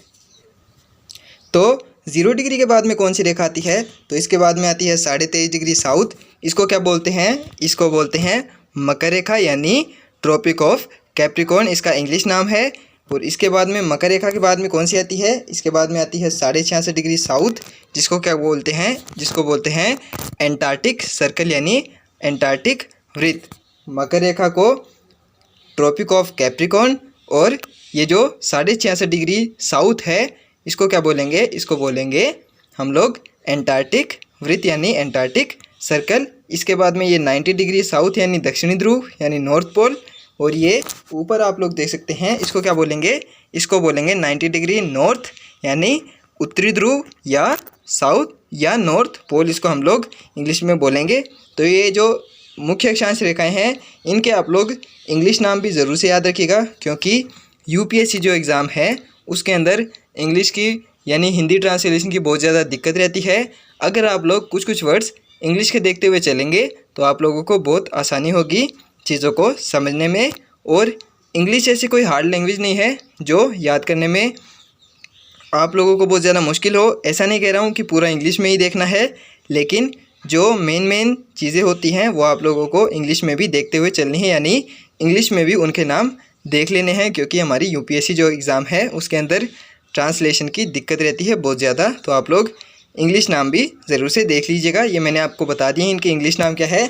इसको कहते हैं नॉर्थ पोल, इसको कहते हैं आर्कटिक वृत्त यानी आर्कटिक सर्कल, इसको कहते हैं ट्रॉपिक ऑफ कैंसर, इसको कहते हैं इक्वेटर, इसको कहते हैं ट्रॉपिक ऑफ कैप्रिकॉर्न, और इसको कहते हैं एंटार्क्टिक सर्कल यानी एंटार्क्टिक वृत्त। और ये जो हमारा 90 डिग्री साउथ है इसको कहते हैं साउथ पोल या दक्षिणी ध्रुव। तो ये कुछ मेन अक्षांश रेखाएं थी, तो मैंने आप लोगों को यहाँ पर अच्छे से डिटेल से एक्सप्लेन कर दी हैं, इनको आप लोग ज़रूर से याद रखिएगा। तो ये जो हमारा मेन टॉपिक था इसके ऊपर आ जाते हैं। अब इसमें क्या था, if inclination equals to 23 degree 30 minute यानी 23.5 डिग्री, तो इससे क्या प्रभाव पड़ेगा। तो इससे क्या होगा, LOI not equals to axis. इसका क्या मतलब हुआ, इसका ये मतलब है ये जो LOI है हमारी प्रदीप्ति रेखा है ये एक्सिस के बराबर नहीं होगी। पिछले में क्या था, तो पिछले में था कि वो जो LOI यानी लाइन ऑफ इल्यूमिनेशन यानी प्रदीप्ति रेखा वो किसके बराबर हो गई थी, वो हो गई थी पृथ्वी की अक्ष के। यानी हमने ये जो पृथ्वी का झुकाव है उसके अंदर कितना माना था, तो वो माना था हमने 0 डिग्री, यानी पृथ्वी का झुकाव हमने 0 डिग्री माना, तो वो LOI इक्वल्स टू एक्सिस हो गया, यानी इसी को LOI कहेंगे और इसी को पृथ्वी की अक्ष कहेंगे। तो इससे क्या हुआ था, डे एंड नाइट इक्वल यानी डे और नाइट बराबर हो गए थे सभी जगह पर। लेकिन इससे क्या होगा, इसमें क्या होगा, इस पर LOI not equals to earth's axis, यानी ये जो LOI है वो पृथ्वी की अक्ष के बराबर नहीं होगी, यानी LOI not equals to axis यानी पृथ्वी की अक्ष के बराबर नहीं होगी। कौन सी रेखा, प्रदीप्ति रेखा। तो इससे क्या होगा, इससे होगा ये आप लोग देख सकते हैं LOI not equals to axis, प्रदीप्ति रेखा नॉट इक्वल्स टू एक्स। तो इससे क्या होगा, दिन और रात, ये नॉट इक्वल्स टू होगा, ये थोड़ा सा मिस्टेक हो गई है, इसको आप लोग सही से कर लीजिएगा। यानी ये जो हमारा, इसका मैं थोड़ा कलर चेंज करता हूँ, तो इसको हम लोग क्या बोलेंगे, दिन और रात यानी night and day not equals to each other, यानी दिन और रात एक दूसरे के बराबर नहीं होंगे। तो इससे और क्या प्रभाव पड़ेंगे, तो इससे और प्रभाव पड़ेंगे कि वो जो हमारा नॉर्थ हेमिस्फेयर है, यानी ये जो उत्तरी, ये थोड़ा सा इसका कलर चेंज कर लेता हूँ मैं, इसको रेड कर लेते हैं। तो ये जो हमारा नॉर्थ हेमिस्फेयर है यानी उत्तरी गोलार्ध है, अगर इसके अंदर समर होगा यानी ग्रीष्म ऋतु होगी, तो हमारे साउथ हेमिस्फेयर में यानी दक्षिणी गोलार्ध में क्या होगा, तो उसमें होगा विंटर्स यानी शीत ऋतु, यानी इसका विपरीत हो जाएगा। पिछले हमने क्या देखा था, LOI अगर एक्सिस के बराबर थी तो उससे क्या हो रहा था, अगर नॉर्थ हेमिस्फेयर में भी समर है तो साउथ हेमिस्फेयर में भी समर ही होगा, और अगर नॉर्थ हेमिस्फेयर में विंटर्स हैं तो साउथ हेमिस्फेयर में भी विंटर्स होंगी। यानी अगर उत्तरी गोलार्ध में ग्रीष्म ऋतु है तो दक्षिणी गोलार्ध में भी ग्रीष्म ऋतु होगी, और जो अगर नॉर्थ हेमिस्फेयर यानी उत्तरी गोलार्ध में शरद ऋतु है तो दक्षिणी गोलार्ध में भी शरद ऋतु ही होती थी, यानी शीत ऋतु ही होती थी। तो वो कब था, वो था LOI इक्वल्स टू एक्सिस, यानी प्रदीप्ति रेखा जब अक्ष के बराबर थी वो तब था। लेकिन अब क्या स्थिति है, अब पृथ्वी का जो झुकाव है वो 23.5 डिग्री है। तो इससे क्या होगा, अगर नॉर्थ हेमिस्फेयर में, यानी ये जो 0 डिग्री है ये दो भागों में बांटती है, नॉर्थ हेमिस्फेयर और साउथ हेमिस्फेयर। तो इससे क्या होगा, ये जो अगर उत्तरी गोलार्ध है यानी नॉर्थ हेमिस्फेयर है, इसके अंदर समर्स होंगे, तो साउथ हेमिस्फेयर में क्या होगा, उसके अंदर विंटर्स होंगे। यानी अगर उत्तरी गोलार्ध में ग्रीष्म ऋतु है तो दक्षिणी गोलार्ध में शीत ऋतु होगी, या और इसके विपरीत अगर नॉर्थ हेमिस्फेयर यानी उत्तरी गोलार्ध में शीत ऋतु है तो साउथ हेमिस्फेयर यानी दक्षिणी गोलार्ध में कौन सी ऋतु होगी, तो वो होंगे समर्स यानी ग्रीष्म ऋतु।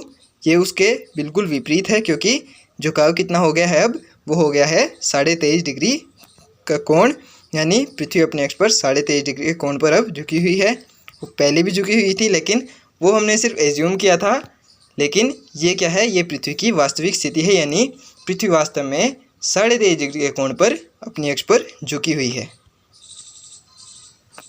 तो ये था हमारा if inclination equals to 23.5 degree. तो हमने पृथ्वी की ये जो रोटेशन की यानी घूर्णन की दो स्थितियाँ थी, ज़ीरो अगर इंक्लिनेशन इक्वल्स टू 0 डिग्री यानी अगर झुकाव 0 डिग्री हो वो भी देख लिया, और हमने अब ये भी देख लिया कि पृथ्वी अगर अपने अक्ष पर 23.5 डिग्री के कोण पर झुकी हुई है तो इससे क्या क्या प्रभाव पड़ते हैं। तो इससे प्रभाव क्या है, day and night not equals to each other, यानी दिन और रात एक दूसरे के बराबर नहीं होंगे। कहीं पर दिन बड़ा और कहीं पर दिन छोटा, और कहीं पर रात बड़ी तथा कहीं पर रात छोटी होगी। किसके कारण, वो होगी पृथ्वी के इंक्लिनेशन यानी पृथ्वी के झुकाव के कारण। तो ये मैंने आप लोगों को बहुत ही ज़्यादा डिटेल से एक्सप्लेन कर दिया है, तो इसको आप लोग अच्छे से देख लीजिएगा। तो इसके बाद में नेक्स्ट चलते हैं। इसके बाद में नेक्स्ट क्या है, इसके बाद में नेक्स्ट हमारा पॉइंट है ऑन इक्वेटर यानी 0 degree always day equals to night. इसका क्या मतलब हुआ, यानी ये जो हमारी पृथ्वी की भूमध्य रेखा है यानी 0 डिग्री अक्षांश रेखा है, इस पर दिन और रात हमेशा बराबर होते हैं। कब कब बराबर होते हैं, तो इस पर हमेशा ही दिन और रात एक दूसरे के बराबर होते हैं। क्यों, ये आप लोग देख सकते हैं। अगर झुकाव 0 डिग्री हो या 23.5 डिग्री हो, इससे भूमध्य रेखा पर दिन और रात के में कोई फ़र्क नहीं आता है। अगर झुकाव 0 डिग्री होगा तो भी भूमध्य रेखा यानी 0 डिग्री पर दिन और रात यानी डे इक्वल्स टू नाइट होगा, यानी दिन और रात एक दूसरे के बराबर होगी। और अगर 23.5 डिग्री का झुकाव आ जाता है पृथ्वी का, तो इससे भी कुछ प्रभाव नहीं पड़ेगा किस पर, भूमध्य रेखा पर यानी 0 डिग्री अक्षांश रेखा पर। उस पर फिर भी दिन और रात एक दूसरे के बराबर होंगे, यानी डे इक्वल्स टू नाइट होगा हमेशा। कौन सी रेखा पर, वो होगा 0 डिग्री अक्षांश पर यानी भूमध्य रेखा पर, जिसको हम लोग इंग्लिश में क्या कहते हैं, हम लोग इंग्लिश में कहते हैं इक्वेटर यानी भूमध्य रेखा। तो ये मैं आप लोगों को अलग से दिखाऊं तो ये देख सकते हैं। अगर हम लोग इंक्लिनेशन को 0 डिग्री माने यानी झुकाव को L Y equals to axis माने, यानी यही एल वाई है और यही एक्सिस है, तो इससे क्या होगा, ये आप लोग देख सकते हैं। ये 23.5 डिग्री नॉर्थ, ये 66.5 डिग्री, ये 23.5 डिग्री, ये 23.5 डिग्री और ये 66.5 डिग्री।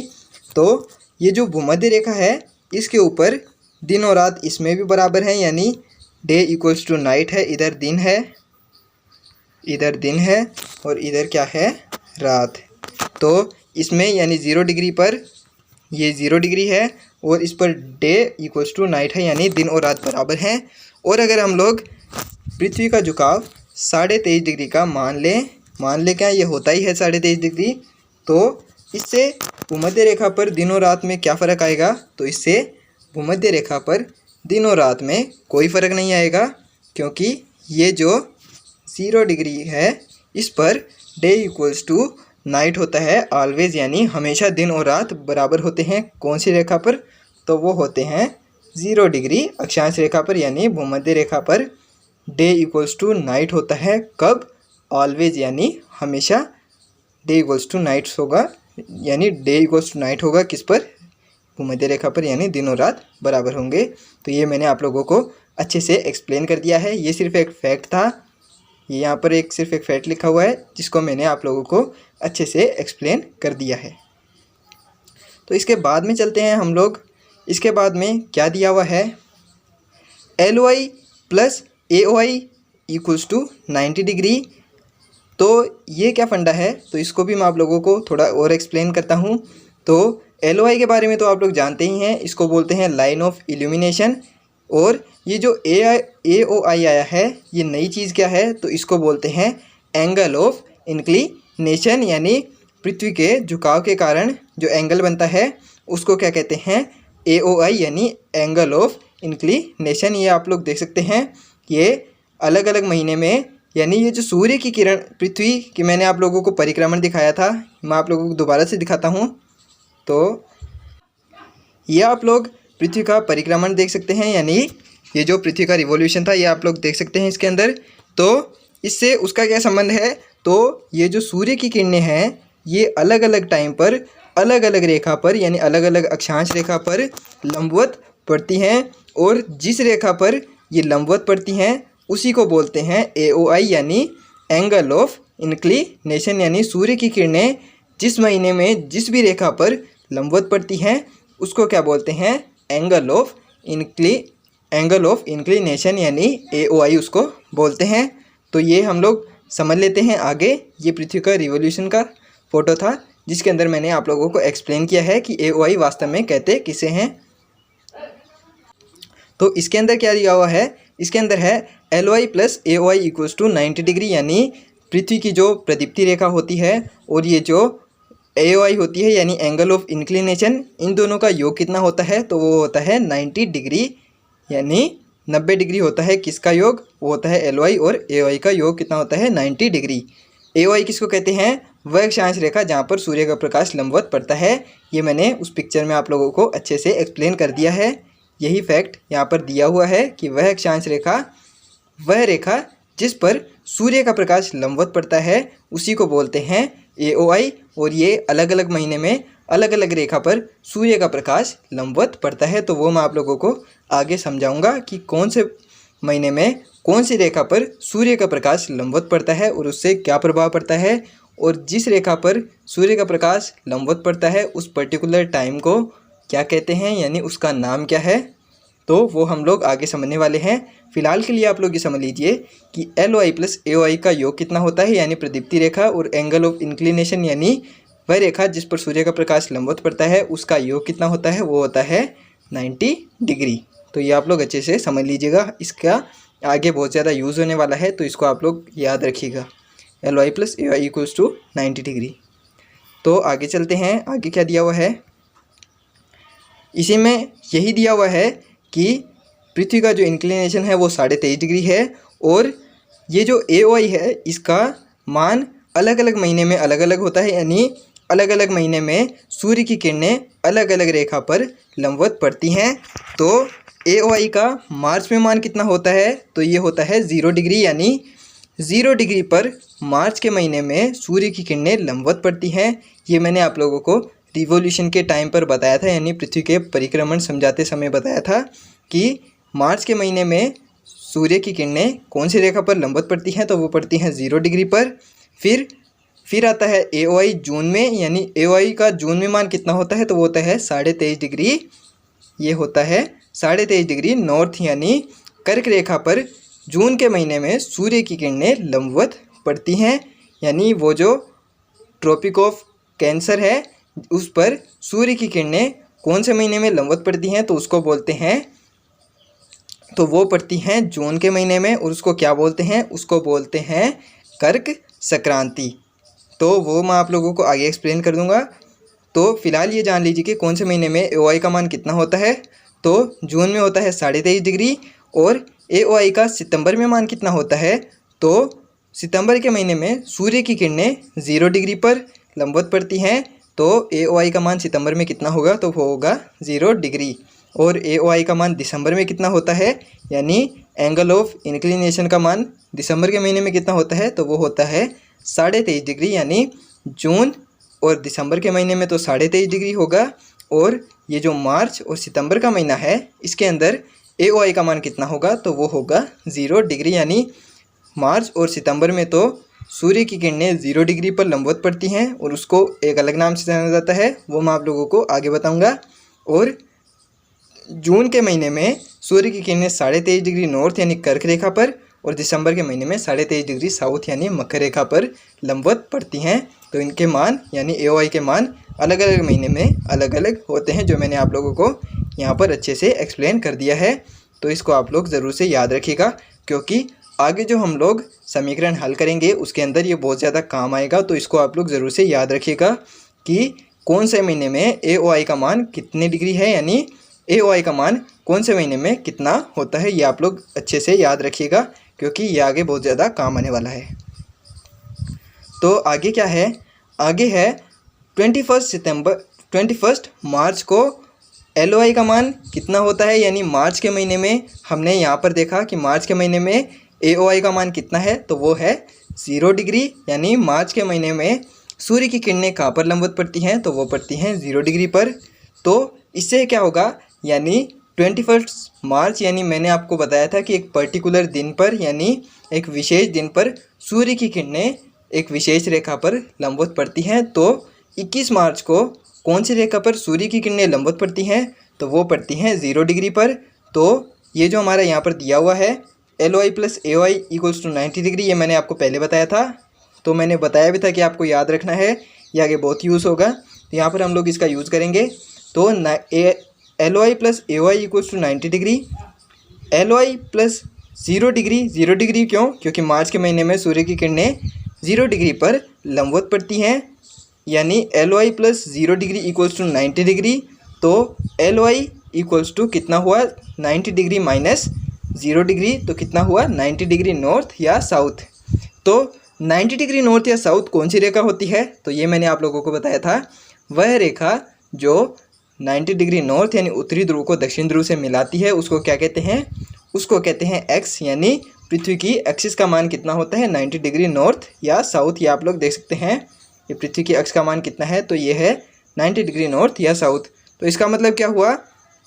इसका मतलब हुआ कि L Y equals to axis, यानी पृथ्वी की जो प्रदीप्ति रेखा है वो इस दिन एक्सिस के यानी पृथ्वी की अक्ष के बराबर हो जाती है। किस दिन? तो वो होती है 21 मार्च को। ये आप लोग देख सकते हैं कौन से दिन? तो वो होती है 21 मार्च को। सूर्य की किरणें यानी सूर्य की किरणें कहाँ पर लंबवत पड़ती हैं? 0 डिग्री पर। तो इससे क्या होता है? इससे होता है L Y equals to axis, यानी पृथ्वी की जो प्रदीप्ति रेखा है वो पृथ्वी की अक्ष के बराबर हो जाती है। तो इससे क्या प्रभाव पड़ता है? इससे प्रभाव ये पड़ता है कि पृथ्वी के हर हिस्से per day equals to night हो जाता है, यानी इस दिन पृथ्वी के हर हिस्से पर दिन और रात बराबर हो जाते हैं। किस दिन? 21 मार्च को। तो इसको क्या बोलते हैं हम लोग? इक्विनॉक्स, यानी ये एक पौराणिक कहानी है, एक पुरानी कहानी है। इस दिन एक जो लेडी थी उसका नाक कटा था, तो वो आप लोग कमेंट करके ज़रूर बताइएगा तो वो कौन सी थी। चलिए कमेंट क्या करेंगे वो मैं आप लोगों को यहीं पर बता देता हूँ। जो इस दिन जो था वो रावण की बहन शूर्पणखा का नाक कटा था, इसलिए ऐसी मान्यता है, यानी ऐसा माना जाता है कि ये जो 21 मार्च का दिन है, इस दिन कुछ समय के लिए हमारा नाक हमारे चेहरे के बराबर हो जाता है, यानी हमारा नाक हमारे चेहरे से गायब हो जाता है। किस दिन? 21 मार्च के दिन। ये सच है या नहीं ये तो नहीं पता, लेकिन ऐसा माना जाता है, जो मैंने आप लोगों को यहाँ पर बता दिया है। इसको आप लोगों को याद करने में आसानी होगी। तो इसको आप लोग याद कैसे रखेंगे? इसको याद रखेंगे आप लोग इक्विनॉक्स से, यानी नॉक्स यानी नाक। तो इस दिन शूर्पणखा का नाक कटा था, तो इसको बोलते हैं इक्विनॉक्स। और इसको हिंदी में क्या बोलेंगे? तो इसको बोलेंगे हिंदी में विषुव। तो 21 मार्च जो दिन होता है उस दिन हमारा नाक हमारे चेहरे के बराबर हो जाता है, और इसको क्या बोलते हैं? इक्विनॉक्स, और इसको हिंदी में बोलते हैं विषुव। और इस दिन होता क्या है? इस दिन पृथ्वी के हर हिस्से per day equals to night हो जाता है, यानी पृथ्वी के हर हिस्से पर दिन और रात बराबर हो जाते हैं। और ये क्यों होता है? क्योंकि L Y plus A Y का मान 90 डिग्री होता है और ए वाई का मान कितना होता है? 0 डिग्री। तो L Y equals to axis, यानी पृथ्वी की जो प्रदीप्ति रेखा है वो पृथ्वी की अक्ष के बराबर हो जाती है। और इससे क्या होता है? इससे दिन और रात पृथ्वी के हर हिस्से पर बराबर हो जाते हैं। और इसको क्या बोलते हैं? इसको बोलते हैं इक्विनॉक्स, यानी विषुव। और ऐसे ही जो 23 सितंबर का दिन है, इसी दिन वैसे ऐसा ही इस दिन भी होता है, यानी 23 सितंबर के दिन भी L Y plus A Y equals to 90 degree, और ए वाई का मान कितना हो जाता है इस दिन? 0 डिग्री, यानी इस दिन 0 डिग्री पर सूर्य की किरणें लंबवत पड़ती हैं। ये मैं आप लोगों को थोड़ा पिक्चर में एक्सप्लेन करूँगा तो आप लोगों को और अच्छे से समझ में आएगा। तो चलिए पिक्चर पर चलते हैं समझने के लिए कि ये वास्तव में होता कैसे है। तो ये आप लोग देख सकते हैं, ये पृथ्वी की स्थिति है चारों ओर, यानी अलग अलग महीने में पृथ्वी अलग अलग जगह पर सूर्य की किरणें अलग अलग रेखा पर लंबवत पड़ती हैं। तो ये जो सूर्य की किरणें हैं, ये देखिए, ये 0 डिग्री है, 23.5 डिग्री। अरे ये थोड़ा सही नहीं बना, ये तो मैं दोबारा से बनाता हूँ। और इसका साइज़ कर लेते हैं हम लोग कम, तो इससे थोड़ा सा दिखने में आसानी होगी। तो ये हमने कर लिया है साइज़ कम। तो ये जो 0 डिग्री रेखा है, ये 0 डिग्री है, ये 23.5 डिग्री है, और ये 23.5 डिग्री है, ये 23.5 डिग्री नॉर्थ है, और ये 23.5 डिग्री साउथ है। ऐसे ही यहाँ पर भी होगा, ये 0 डिग्री, ये 23.5 डिग्री नॉर्थ, और ये 23.5 डिग्री साउथ। ये 0 डिग्री, ये 23.5 डिग्री नॉर्थ, और ये 23.5 डिग्री साउथ। अरे यार ये थोड़ा सा ऊपर नहीं हुआ, ये मैं थोड़ा दोबारा से बनाना पड़ेगा मुझे। तो ये थोड़ा सा इसको छोटा कर लेते हैं। तो इसमें क्या होगा, ये आप लोग देख सकते हैं, ये 0 डिग्री, ये 23.5 डिग्री नॉर्थ और ये 23.5 डिग्री साउथ। ये 0 डिग्री, ये 23.5 डिग्री नॉर्थ और ये 23.5 डिग्री साउथ। ये 0 डिग्री, ये 23.5 डिग्री मान सकते हैं, ये 0 डिग्री और ये 23.5 डिग्री साउथ। ये 0 डिग्री, ये 23.5 डिग्री नॉर्थ और ये 23.5 डिग्री साउथ। तो मार्च में कौन सी रेखा पर पृथ्वी की सूर्य की किरणें पृथ्वी पर लंबवत पड़ती हैं, तो वो पड़ती हैं भूमध्य रेखा पर यानी 0 डिग्री अक्षांश रेखा पर यानी इक्वेटर पर। और जून में और ऐसा ही सितंबर में भी होता है, यानी सितंबर के महीने में भी सूर्य की किरणें कहाँ पर लंबवत पड़ती हैं, तो वो पड़ती हैं 0 डिग्री अक्षांश रेखा पर। और ये जो जून का महीना होता है, इस दिन कहाँ पर लंबवत पड़ती हैं, तो ये पड़ती हैं कर्क रेखा पर यानी 23.5 डिग्री नॉर्थ। और ये जो हमारा दिसंबर का महीना है, इस दिन कौन सी रेखा पर पड़ती हैं, तो इस दिन पड़ती हैं 23.5 डिग्री साउथ पर। और इसको क्या बोलते हैं, तो इसको बोलते हैं मकर रेखा यानी ट्रॉपिक ऑफ कैप्रिकॉर्न, इसको हम लोग बोलते हैं। तो ये मैंने आप लोगों को अलग अलग महीने में कौन सी रेखा पर सूर्य की किरणें लंबवत पड़ती हैं ये भी अच्छे से एक्सप्लेन कर दिया है दोबारा से, तो इसको आप लोग ज़रूर से देखिएगा। तो AOI का मान मार्च और सितंबर में कितना होगा, तो वो होगा 0 डिग्री यानी, और जून और दिसंबर के महीने में कितना होगा, तो वो होगा 23.5 डिग्री। तो इसको आगे समझ लेते हैं, इसके बारे में आगे क्या दिया हुआ है। तो यही आगे दिया हुआ है कि सितंबर के महीने में ये जो LOI plus AOI equals 90 degree, सितंबर के महीने में AOI का मान कितना होता है, तो वो होता है 0 डिग्री। तो LOI plus AOI equals to 90 degree, LOI equals to 90 degree minus 0 degree, तो वो कितना हुआ, तो वो हुआ LOI equals to 90 degree north या साउथ। और 90 डिग्री नॉर्थ या साउथ किसको बोलते हैं, तो वो बोलते हैं पृथ्वी की अक्ष को, ये मैंने पहले बता दिया है। तो LOI इससे क्या होगा, LOI इक्वल्स टू एक्सिस यानी पृथ्वी की जो प्रदीप्ति रेखा है वो पृथ्वी की अक्ष के बराबर हो जाएगी। और इससे भी क्या होगा, इससे भी होगा पृथ्वी पर दिन और रात बराबर हो जाएंगे, यानी पृथ्वी के हर हिस्से पर दिन और रात बराबर होंगे। किस दिन, वो होंगे 21 मार्च और 23 सितंबर को पृथ्वी के हर हिस्से पर दिन और रात बराबर होंगे। और इसको भी हम लोग क्या बोलेंगे, तो इसको भी हम लोग बोलेंगे इक्विनॉक्स यानी विषुव। इसको भी आप लोग एक कहानी से याद रख सकते हैं कि ये जो शूर्पणखा थी, उसका नाक कटने के बाद वो अपने भाई के पास गई यानी रावण के पास गई।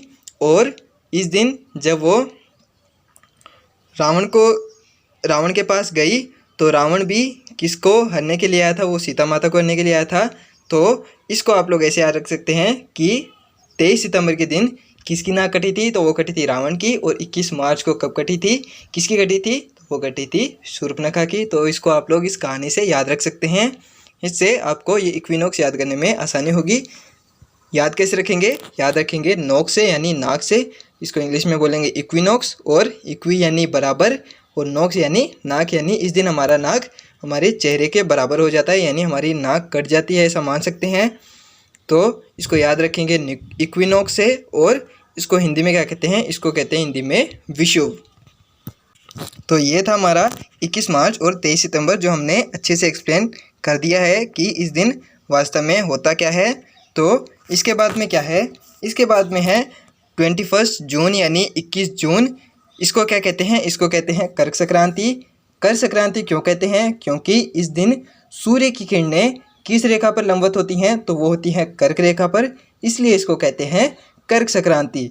और इस दिन LOI plus AOI equals to 90 degree, ये हमने पहले देख लिया था। तो इस दिन AOI का मान कितना होता है, यानी पृथ्वी पर सूर्य की किरणें कौन सी रेखा पर लंबवत पड़ती हैं, तो वो पड़ती हैं 23.5 डिग्री नॉर्थ पर। तो AOI का मान कितना हुआ, तो वो हुआ 23.5 डिग्री। तो LOI plus AOI equals to 90 degree, तो LOI plus 23.5 degree equals to 90 degree. तो LOI इक्वल्स टू कितना हुआ, तो वो हुआ 90 degree minus 23.5 degree equals to 66.5 degree north या साउथ। तो इस यानी इस दिन प्रदीप्ति रेखा कौन सी होगी, तो प्रदीप्ति रेखा हम लोग मानेंगे 66.5 डिग्री नॉर्थ या साउथ को। ये आप लोग देख सकते हैं 66.5 डिग्री नॉर्थ या साउथ कहाँ पर होती है, ये 0 डिग्री, ये 23.5 डिग्री, ये 23.5 डिग्री, ये 66.5 डिग्री नॉर्थ और ये 23.5 डिग्री और ये 66.5 डिग्री साउथ। तो इस दिन प्रदीप्ति रेखा किसको मानेंगे, तो मानेंगे 66.5 डिग्री नॉर्थ और 66.5 डिग्री साउथ को। तो इस दिन इससे क्या प्रभाव पड़ता है, तो पृथ्वी की अक्ष कितनी होती है, 90 डिग्री नॉर्थ या साउथ, यानी जो रेखा 90 डिग्री नॉर्थ और साउथ को मिलाती है उसको अक्ष बोलते हैं। तो एक्सिस कितनी है, 90 डिग्री नॉर्थ या साउथ। तो इससे क्या होगा, LY not equals to axis, यानी प्रदीप्ति रेखा पृथ्वी की अक्ष के बराबर नहीं हुई। और अगर पृथ्वी की अक्ष यानी प्रदीप्ति रेखा पृथ्वी की अक्ष के बराबर नहीं होगी तो इससे क्या प्रभाव पड़ेगा, ये मैंने बता दिया है। इससे पृथ्वी के हर हिस्से पर दिन और रात में डिफरेंस आएगा, यानी कहीं पर दिन बड़ा और कहीं पर दिन छोटा और कहीं पर रात बड़ी तथा कहीं पर रात छोटी होगी। किसके कारण ये होगा, अगर LY not equals to axis होगा। तो इससे क्या होगा, day not equals to night, यानी दिन और रात बराबर नहीं होंगे। तो इससे क्या प्रभाव पड़ेगा, तो इससे प्रभाव पड़ेगा ये जो नॉर्थ हेमिस्फेयर है इस पर सबसे बड़ा दिन होगा और सबसे बड़ी रात होगी, यानी उत्तरी गोलार्ध जो है उस पर सबसे बड़ा दिन होगा यानी लॉन्गेस्ट डे होगा और शॉर्टेस्ट नाइट होगी यानी सबसे छोटी रात होगी।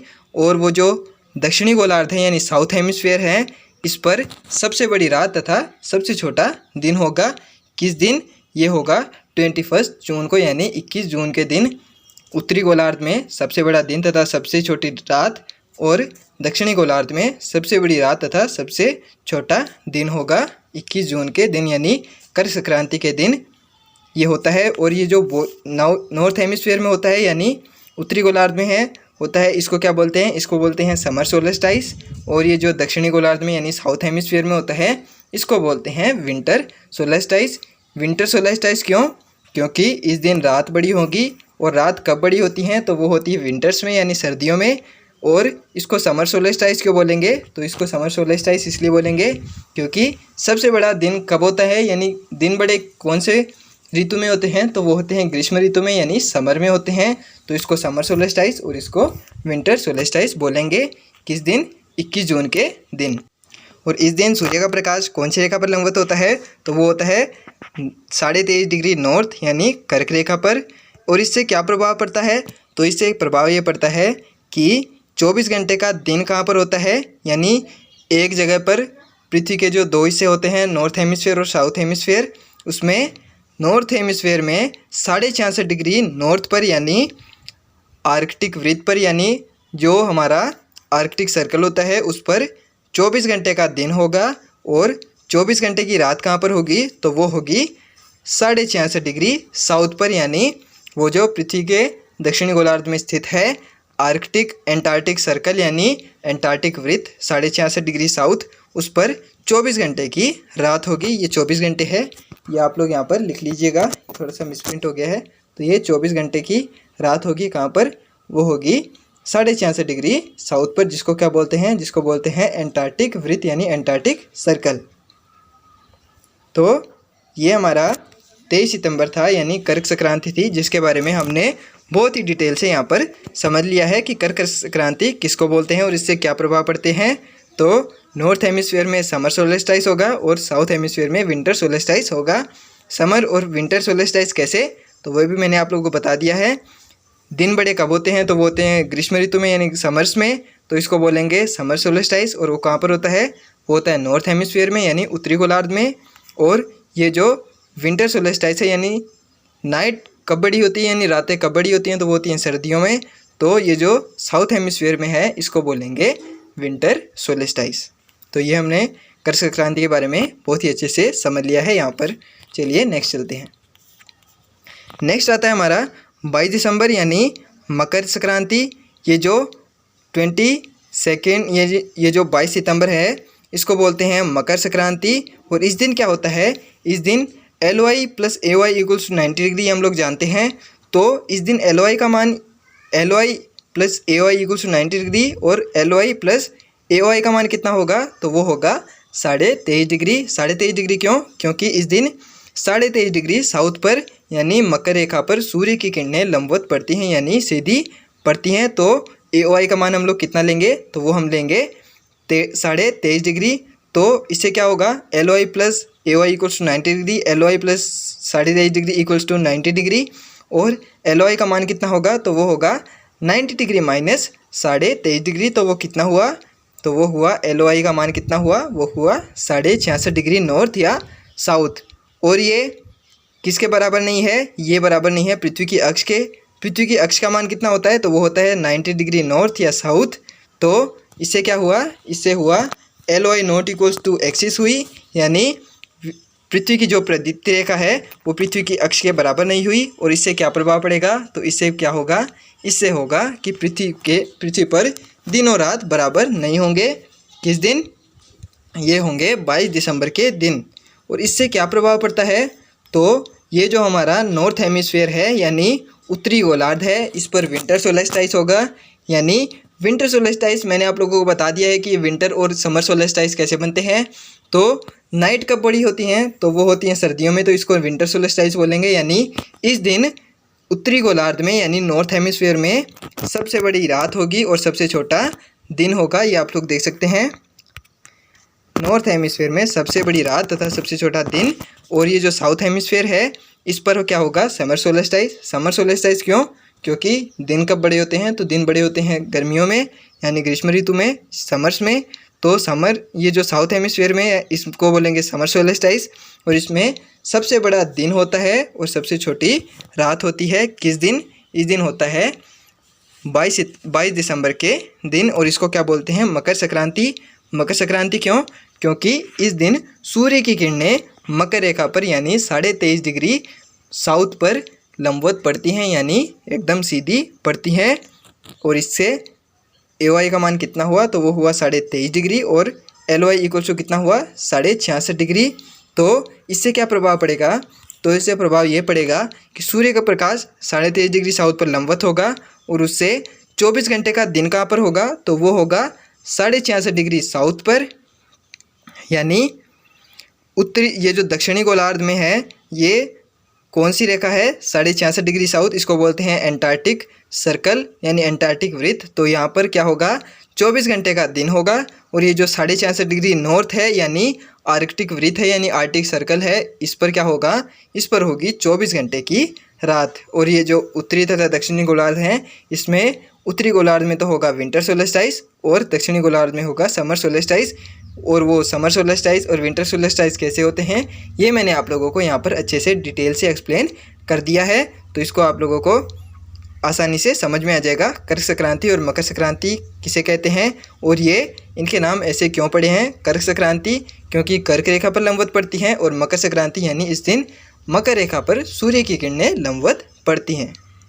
तो ये वही पिक्चर है जो मैंने आप लोगों को पीछे अच्छे से एक्सप्लेन कर दी है, लेकिन उसके अंदर आप लोग नोट्स नहीं बना सकते थे, इसलिए ये मैं आप लोगों के लिए दोबारा से लिख के लाया हूँ। इसके अंदर क्या है, इसके अंदर ये है कि ये आप लोग देख सकते हैं 21 मार्च के दिन सूर्य की किरणें किस पर लंबवत पड़ती हैं, तो वो पड़ती हैं 0 डिग्री पर।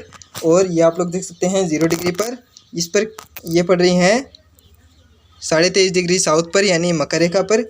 ये पड़ रही हैं 23.5 डिग्री नॉर्थ पर यानी किस पर, कर्क रेखा पर। और ये भूमध्य रेखा पर और ये भी भूमध्य रेखा पर यानी 0 डिग्री अक्षांश रेखा पर।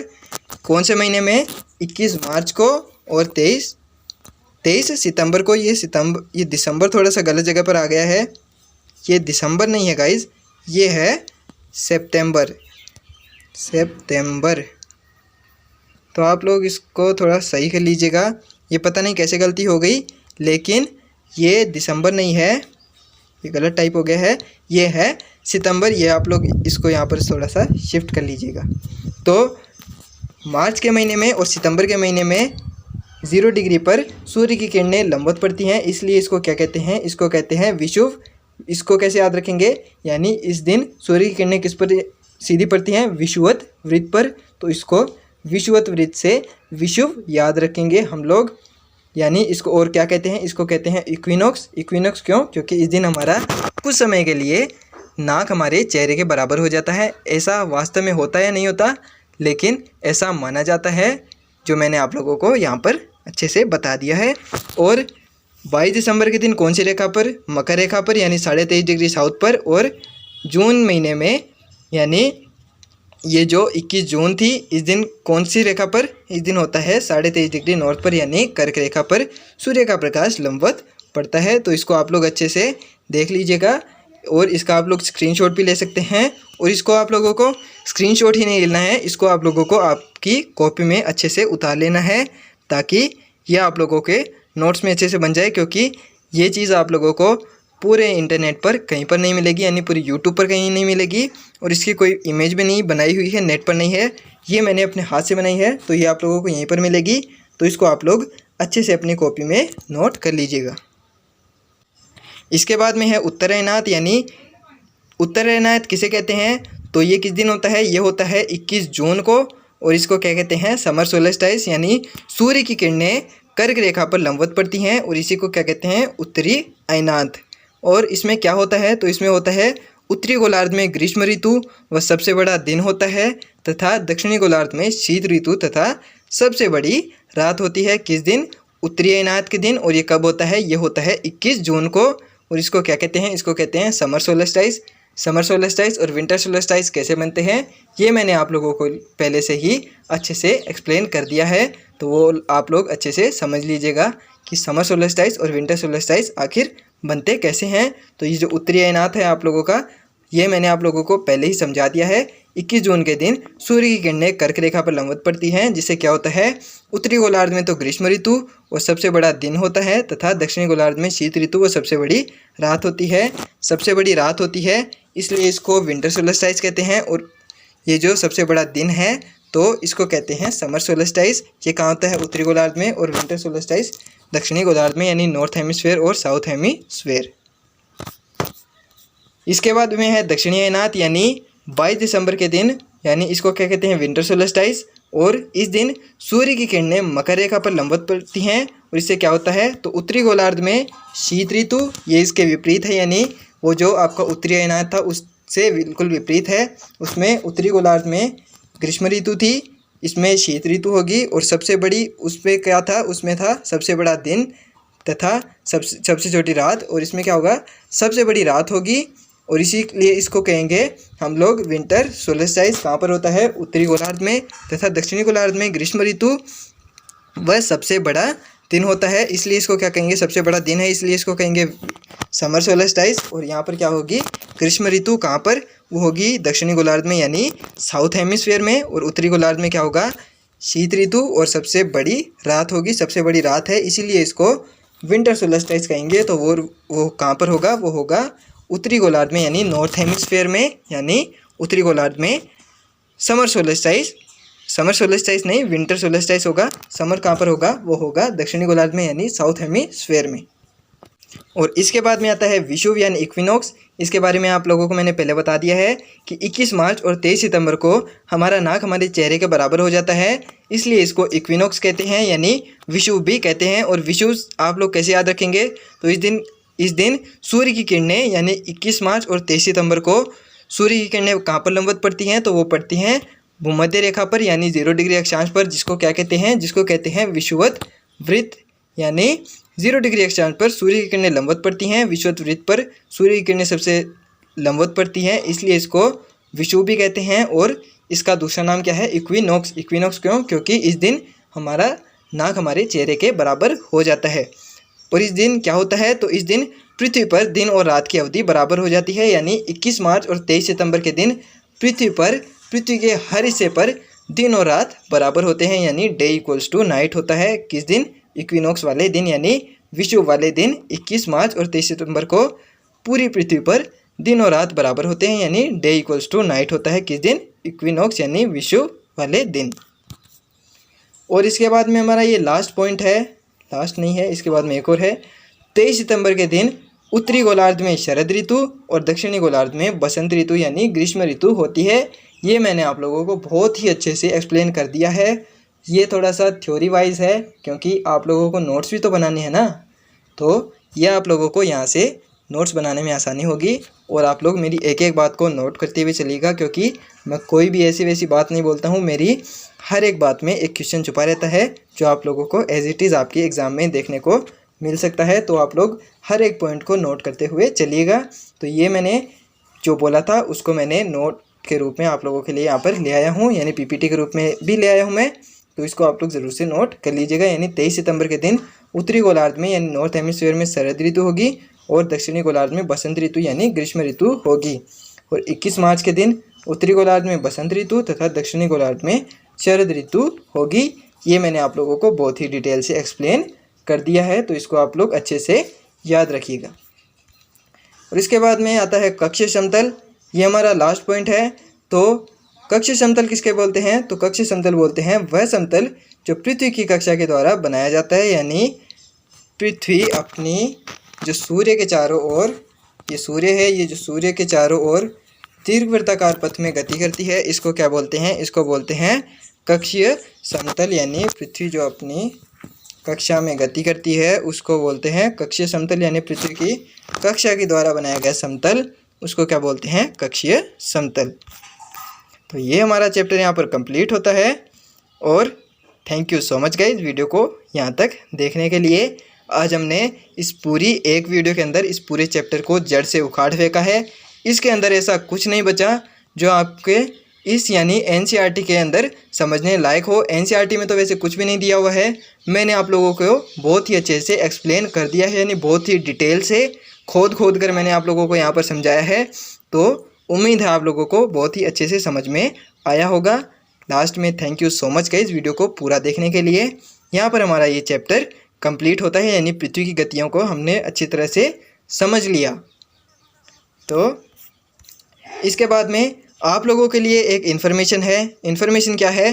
तो मैंने आप लोगों के लिए इसी चैनल पर फिजिकल ज्योग्राफी की एक फाउंडेशन कोर्स भी स्टार्ट किया है, यानी फिजिकल ज्योग्राफी का एक डिटेल्ड कोर्स भी मैंने आप लोगों के लिए इसी चैनल पर स्टार्ट किया है। तो उसके अंदर मैंने 4 क्लासेस कंप्लीट कर दिए हैं, यानी उसके 3 लेक्चर कंप्लीट हो गए हैं। पहली क्लास में तो हमने उसका इंट्रो देखा था, तो वो कोई लेक्चर नहीं है। लेक्चर हमारे कितने हुए हैं? वो हुए हैं 3, यानी मैंने 3 लेक्चर कंप्लीट कर दिए हैं। पहले में हमने इसका इंट्रो देखा है और इसकी 4 क्लास कंप्लीट हो गई हैं। चौथी क्लास क्या है? Time zone and standard time, यानी भारत का समय कैसे निश्चित किया जाता है और पूरे विश्व का समय कैसे निश्चित किया जाता है। इसके बाद मैंने आप लोगों के लिए इसी चैनल पर एनसीईआरटी क्लास 6 to 12 की सीरीज़ भी स्टार्ट कर दी है, जिसके अंदर मैंने हिस्ट्री के 3 चैप्टर कंप्लीट कर दिए हैं और ज्योग्राफी के मैंने 2 चैप्टर कंप्लीट कर दिए हैं। तो उनकी लिंक आप लोगों को डिस्क्रिप्शन बॉक्स में मिल जाएगी, यानी उनकी मैंने प्लेलिस्ट भी बना दी है, तो उनकी लिंक आप लोगों को डिस्क्रिप्शन बॉक्स में मिल जाएगी। तो आप लोग वो ज़रूर से देख लीजिएगा, क्योंकि ये भी एक एनसीईआरटी का डिटेल्ड कोर्स है। इसके अंदर मैं आप लोगों को एनसीईआरटी क्लास 6 to 12 पूरी कराने वाला हूँ कंप्लीट, जिसके अंदर हमने 6ठी क्लास से स्टार्ट किया है और उसके अंदर मैंने हिस्ट्री के 3 और ज्योग्राफी के 2 चैप्टर कंप्लीट कर दिए हैं। और आज हमने इसका 3रा चैप्टर कंप्लीट कर लिया है, यानी ज्योग्राफी का 3रा चैप्टर कंप्लीट कर लिया है, उसको जड़ से उखाड़ फेंका है। और लास्ट में thank you so much guys video को पूरा देखने के लिए। Join Telegram for notes, PDF and other important updates. मेरे टेलीग्राम चैनल का क्या नाम है? तो टेलीग्राम है क्रैक कंपटीशन विद आरएसआर। तो गाइज अगर आप लोगों को वीडियो पसंद आई तो वीडियो को लाइक कर देना, शेयर कर देना और एक कमेंट करके ज़रूर बताना कि आप लोगों को मेरे पढ़ाने का अंदाज़ कैसा लगा, क्योंकि गाइज वीडियो बनाने में बहुत ज़्यादा मेहनत लगती है। ऐसा नहीं है कि आप लोग लाइक नहीं करेंगे या कमेंट नहीं करेंगे तो मैं आप लोगों के लिए वीडियो बनाना बंद कर दूंगा, लेकिन अगर आप लोग एक लाइक और एक अच्छा सा कमेंट करते हैं तो उससे बहुत ज़्यादा मोटिवेशन मिलती है रोज़ रेगुलर मेहनत करने के लिए और आप लोगों के लिए अच्छा कंटेंट बनाने के लिए। तो एक लाइक ज़रूर से करिएगा, और अगर आप लोगों को मेरे पढ़ाने का अंदाज़ अच्छा लगा तो कमेंट करके ज़रूर बताना, और ये भी बताना कि आज आप लोगों को इस क्लास के अंदर नया क्या सीखने को मिला। क्या ये वैसा ही था जैसा लोग यूट्यूब पर पढ़ाते हैं, यानी आज तक आप लोगों ने जैसी भी एनसीईआरटी पढ़ी है ये उससे अलग था या वैसा ही था? तो ये आप लोग कमेंट करके ज़रूर बताइएगा। लास्ट में thank you so much. Telegram channel को ज़रूर से ज्वाइन कर लीजिएगा, क्योंकि सारी इंपॉर्टेंट अपडेट्स और सारी क्लासेस की पीडीएफ आप लोगों को इसी चैनल पर मिलने वाली है, तो इसको ज़रूर से ज्वाइन कर लीजिएगा। और इस क्लास की पीडीएफ भी आप लोगों को इसी चैनल पर मिलने वाली है। नाम क्या है? नाम है क्रैक कंपटीशन विद आरएसआर, और उसकी लिंक आप लोगों को डिस्क्रिप्शन बॉक्स में मिल जाएगी, तो उसको आप लोग वहाँ से जाकर देख लीजिएगा और उसको ज़रूर से ज्वाइन कर लीजिएगा, क्योंकि सारी इंपॉर्टेंट पीडीएफ्स और अपडेट्स आप लोगों को वहीं पर मिलने वाली हैं। लास्ट में thank you so much guys.